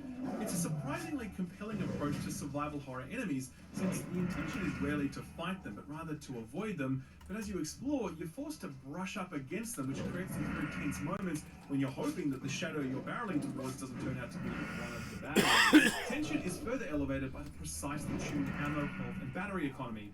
It's very stingy. You will feel every missed shot or failed dodge, but it isn't so tightly tuned that you're going to feel frustrated. In fact, on normal difficulty, I'd say the game is actually quite easy, and I only died a handful of times in my playthrough. Cool. Those looking for more of a challenge should definitely play on the harder difficulty the first time through. Boss encounters are, I think, a real standout. They're not incredible, but they're really great visual and thematic showcases that rely more on unique mechanics than simply shooting the boss a bunch of times until the kill's over. Again, I think Remedy knew the limits of the combat model they designed here, and they were keen to avoid mindless bullet sponge bosses. So all of this works, and it works really well, but where the reach and ambition of Alan Wake is like 18 out of 10 when it comes to storytelling, presentation, music, and sound, it's really only shooting for like a 6 or 7 out of 10 here when it comes to the combat. I think part of that is a response to Alan Wake 1, which was criticized for having too many pointless combat encounters and too many enemies all at once. I think it's partly a response to criticisms of Control, which was so thick with action that it would often suffocate the scenery or storytelling, plus the enemy counts and difficulty tuning at the back end of that game were truly awful. Finally, it's of course also a result of the shift away from action and towards survival horror, and the more classic survival horror, mind you, not the action survival horror of something like Resident Evil 4. That's probably a good touch point to finish on. Resident Evil 4's combat sandbox, enemy design, encounter design, and bosses were absolutely top tier, unparalleled in the genre. But they were ultimately the focus of the game. Alan Wake 2 has a different focus, and so while its combat is always good, it's unlikely to be the reason that you're going to love Alan Wake 2, which is kind of the same story from the first game.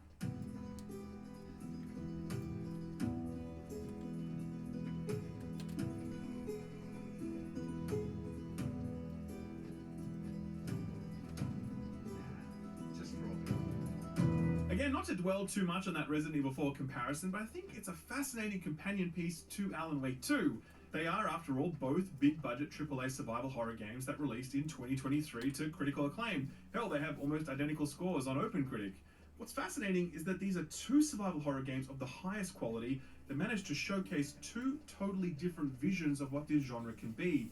Resident Evil leaning hard into the conflict that occurs on the battlefield, while Alan Wake 2 explores a more eternal psychological form of warfare. Resident Evil 4 is big explosions and the handsome buff Leon S. Kennedy roundhouse kicking zombie villages by the dozen. Alan Wake 2 is bitten very badly by a spider named Githy. A mother piecing together clues on an evidence board and a tweed jacket wearing dweeb looking confused and panicked for 20 hours straight. They are so different, but they are both extraordinary in their own way, and they're such a perfect pigeon pair because they actually bookend the year, Resident Evil 4 being the first game of the year hopeful to release in 2023, and Alan Wake 2 likely being the last. I was in LA for a hands-on preview event for Alan Wake 2 some months back, and during that they held a panel, and Sam Lake was actually on there. One of the questions he got, and I forget what it was, but it led Sam to say something that really stuck with me. He said that he'd been trying to make Alan Wake 2 for 13 years, but he was really glad that he never got the chance to do so before this, because everything the studio went through in that time got them ready for this moment.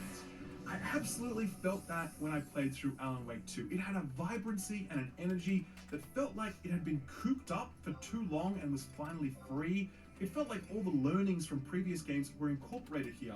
It felt like Remedy knew how to honor and acknowledge their rich legacy as a studio, while also bellowing out with this new clear voice that would carry them into their next 2, 3, or 4 games as they build out this connected world and continue to hone a storytelling style that no one in the industry can lay claim to.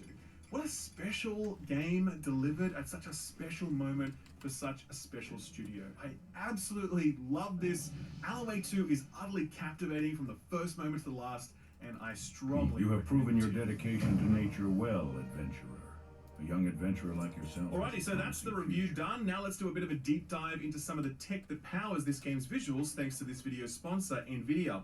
So Alan Wake looks incredible, and a lot of its beauty lives in the subtle details. This isn't about big bombastic spectacle or giant open worlds, it's about dense foliage, the buzzing neon signage, your character's reflection in a pane of glass or in a rain puddle.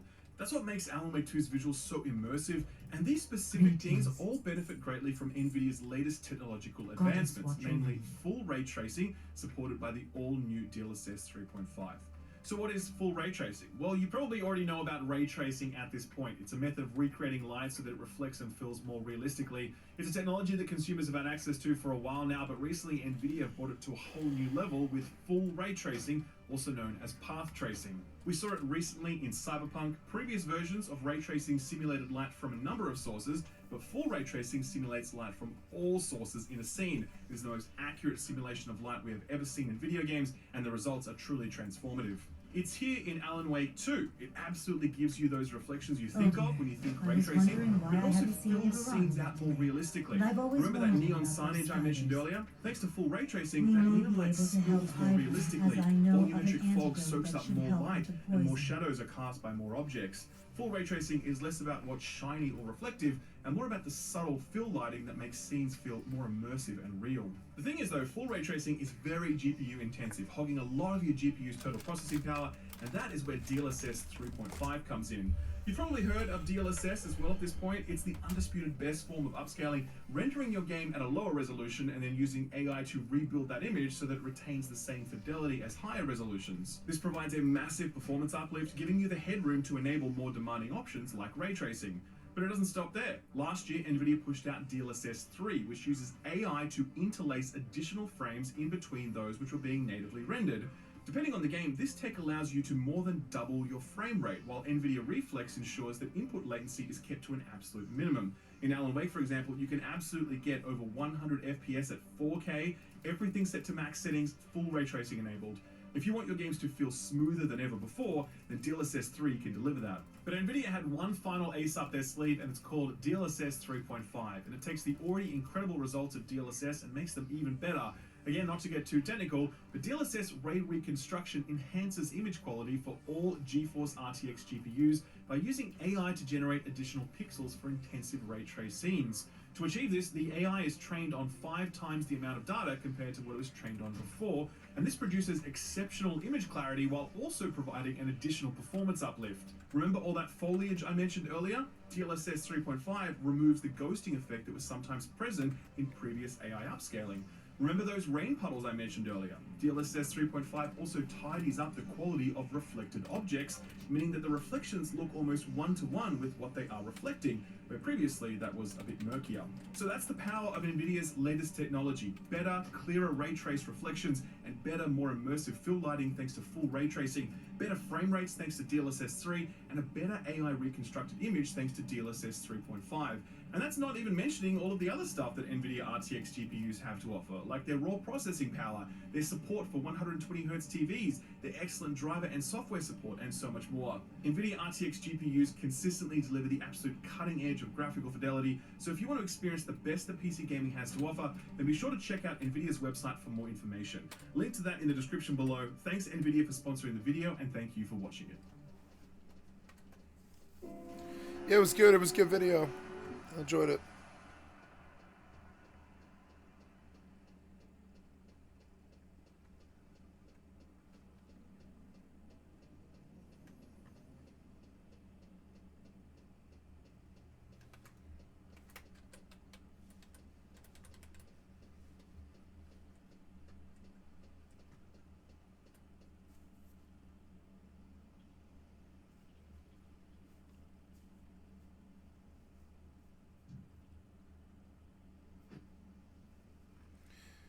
Let's go back to the drawing board and look for a new video here. I'm headed to Gideus, which means climbing.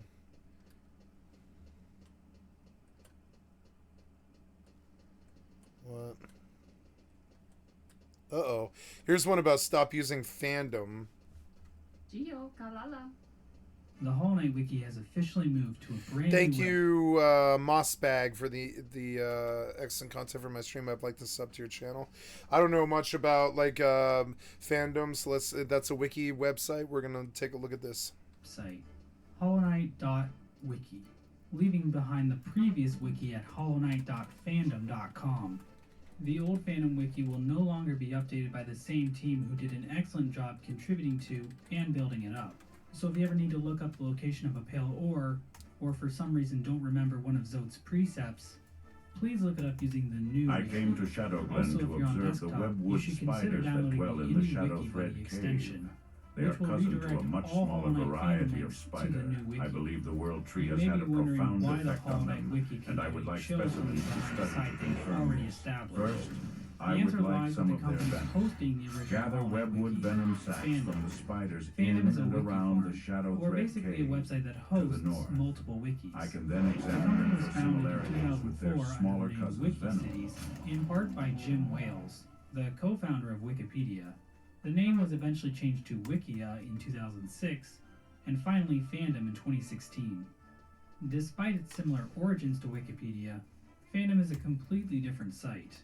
Fandom is a for-profit company, and is held to an entirely different standard than Wikipedia. Fandom's success as a wiki farm is difficult to deny, with the company hosting a reported... They made my favorite wiki of all time, FFXI. It's a perfect wiki. I think it's where they got started. To small burgeoning indie communities, to bizarre but popular niches, to complete and utter shitposts. Fandom's reach on pop culture is gargantuan, and the wikis hosted on their site have an insane amount of reach. But over the last several years, a number of wiki communities have decided to part ways with Fandom. Recent years have seen the departures of Zelda Wiki, Fallout Wiki, Terraria Wiki, Ark Survival Evolved Wiki, Arthur Wiki, Noita Wiki, JoJo's Bizarre Encyclopedia, RuneScape Wiki, Diary of a Wimpy Kid Wiki, Rhythm Heaven Wiki, and most notably, Croc Wiki.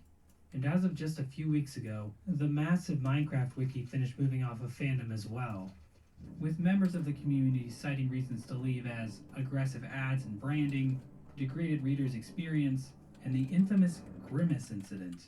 But just how bad is Fandom, you may ask? If you poke around various internet threads and forum posts, it won't take long to find numerous complaints about Fandom's website. The most common complaint is the website's aggressive ads.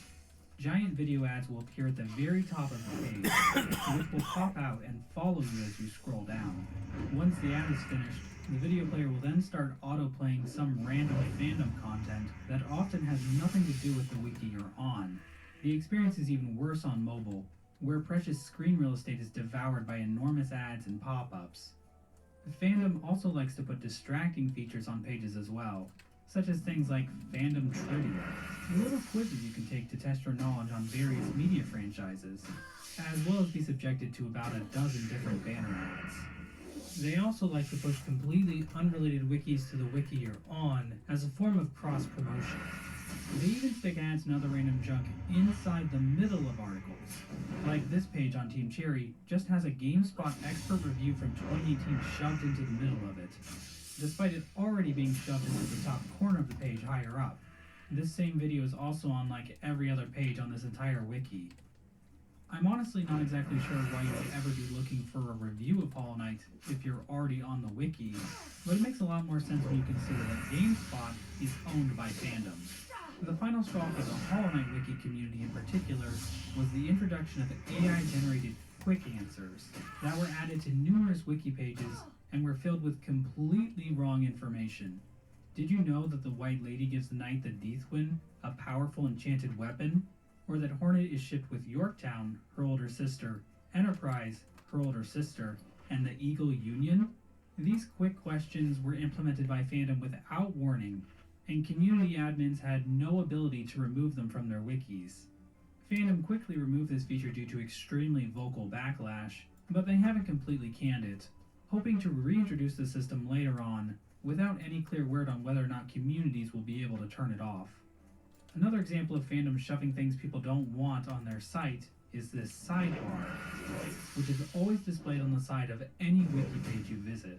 That way you're always just one click away from fandom's anime page, which is just links to a bunch of popular anime wikis, as well as the honest trailer for the 2008 anime classic Speed Racer. This sounds a bit random, but it makes sense when you consider that Screen Junkies is owned by Fandom.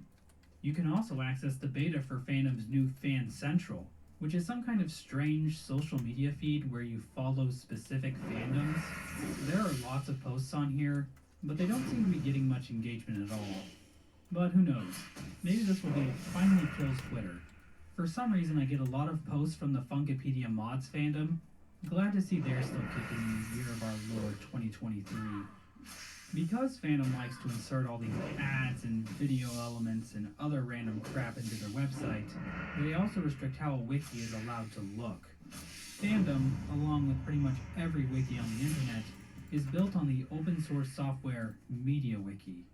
But fandom is far more restrictive of how a community can lay out and style their wiki, and many administration features are blocked behind fandom representatives, limiting creative choice among wiki communities.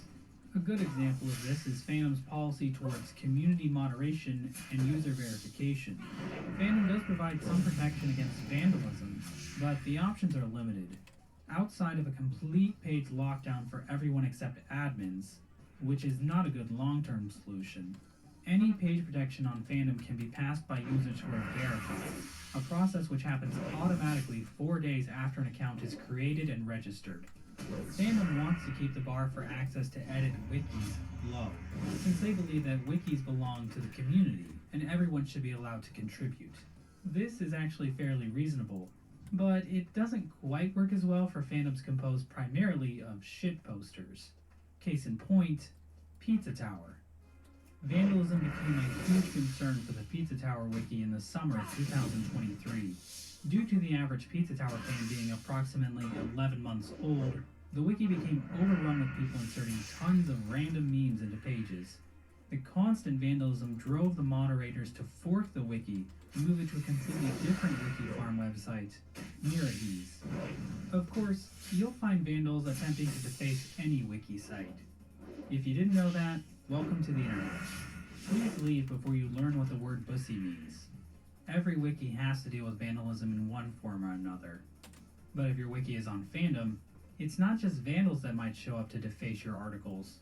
It might be a mega corporation looking to advertise their newest product.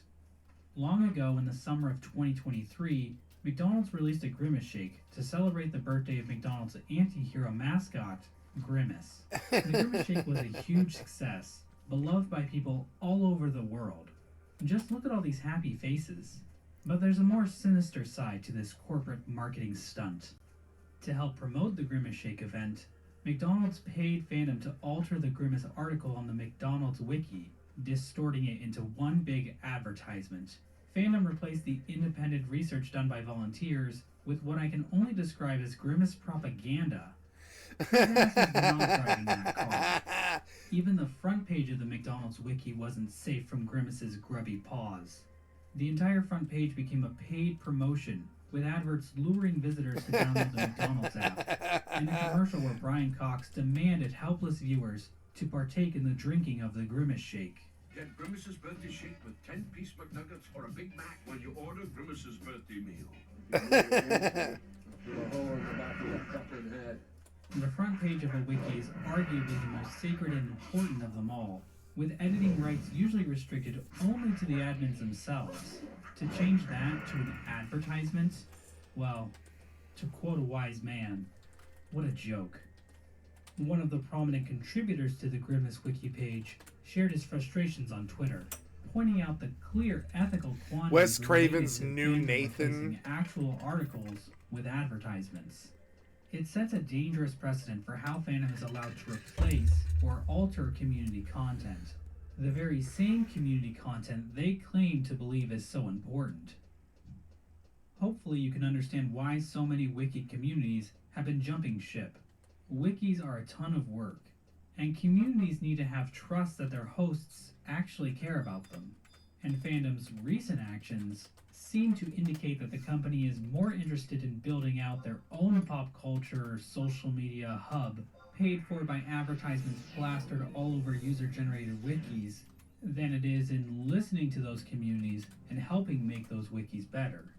And fandom will introduce features and replace content in any way they see fit, without clearly communicating with those who generate the website's true value. Of course, fandom is well within their right to do all this. It is their website after all, and migrating off of fandom isn't exactly easy. When the Pizza Tower wiki forked, there was a desire by some in the community to have the fandom site decommissioned. Fandom representative Sant3D made it clear that the fandom wiki would not be removed. To quote the fandom representative, "As I mentioned, this wiki will remain as long as there is a community enjoying it. You can call that fandom being greedy, but the people who would be hurt the most if this wiki was closed are the Pizza Tower community." Sant is basically explaining that because the fandom page was currently getting more traffic than the new Mirahis site, the larger Pizza Tower community would suffer from the fandom site's closure. It makes no sense, of course, but it would also make no sense for fandom to take down a wiki site that generates some revenue when they don't have to. Sant goes on to say, "Fandom is by far the biggest and most popular wiki hosting platform. It's the most stable and the most supported, making it very difficult to compete with. If you work on a wiki hosted elsewhere, competing with fandom is a challenge you'll have to face. I don't envy you and I wish you well, but I can't throw the larger Pizza Tower community under the bus to alleviate your challenges. I know that's not your intention either, but it's what would happen if this wiki was closed." The fact that the fandom wiki still exists after a fork acts as a huge deterrent for anyone looking to leave fandom, and that's due to search engine optimization. If you look up the wiki for any community, chances are the first result will be fandom.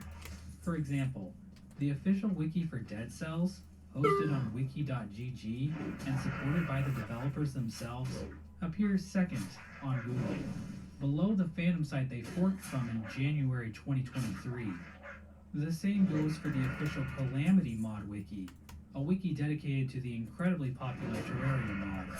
They forked from fandom in early 2022, and are still below the fandom site on Google.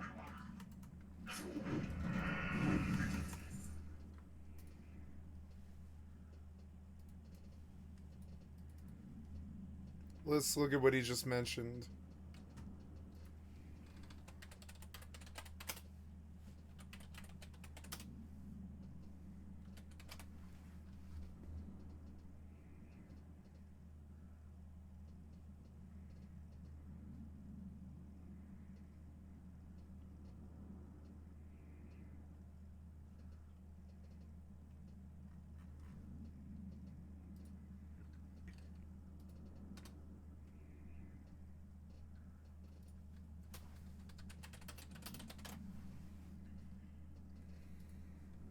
Hello guys, welcome to my mostly spoiler-free Calamity mod guide. This video is aimed at people who are wanting to learn more about the Calamity mod and would like to have a basic understanding of what you guys are getting yourself into by playing the mod. I'm not going to be giving a full-on progression guide from start to finish. I strongly feel like this mod is best enjoyed somewhat blindly in terms of progression, with some help here and there, rather than me telling you exactly what is needed to progress, which ruins the mystery and fun of the mod. However, some things can be very confusing and hard to understand, as there is a lot of new content and changes to vanilla gameplay by the mod, so that is what the purpose of this video is, to get you a bit more familiar with the mod without spoiling. Thank you for the excellent content for my stream. I've liked and subbed to your channel, Obsolete, and I have liked and subbed.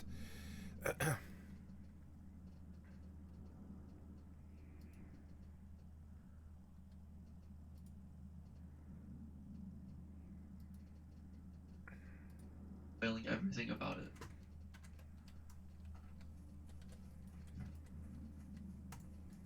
The Calamity mod adds dozens of hours to vanilla gameplay with over 2,000 plus new items, 275 new enemies, 5 new pre-hard mode bosses, 9 new hard mode bosses, 8 post-Moonlord bosses, 1 new super boss, with more bosses being released in the future, 5 new unique biomes, 4 new structures created at World Generation, a new rogue class, 5 new difficulty settings to further customize your playthrough, new crafting recipes for items that are not craftable within vanilla gameplay such as the Rod of Discord, and various balance adjustments to enhance the gameplay experience.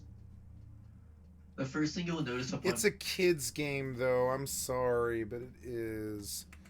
That's the bottom line there. It's a fucking kid's game. I'm sorry, but it is.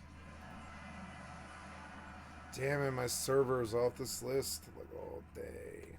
What the fuck, man? Oh well.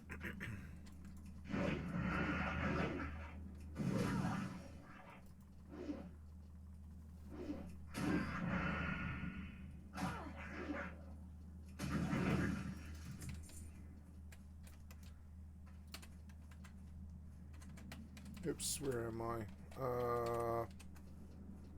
Oh, nice, yep. Due south here.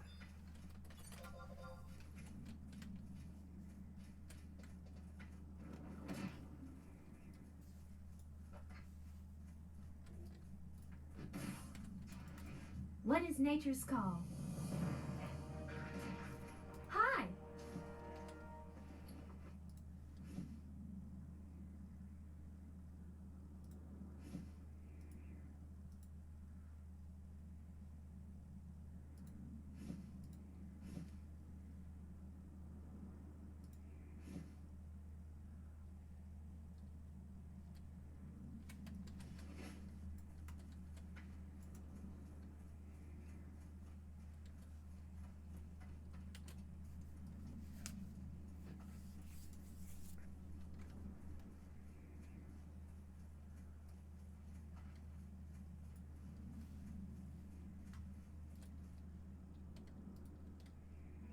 To make matters worse, the fandom wiki has become an absolute joke in the community, full of outdated information as well as containing pages about bosses and items that literally do not exist.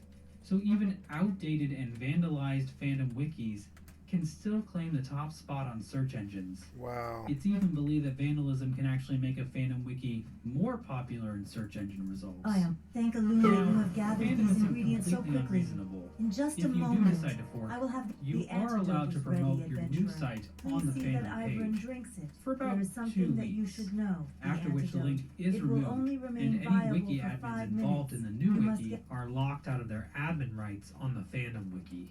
All of this can cause a lot of wiki teams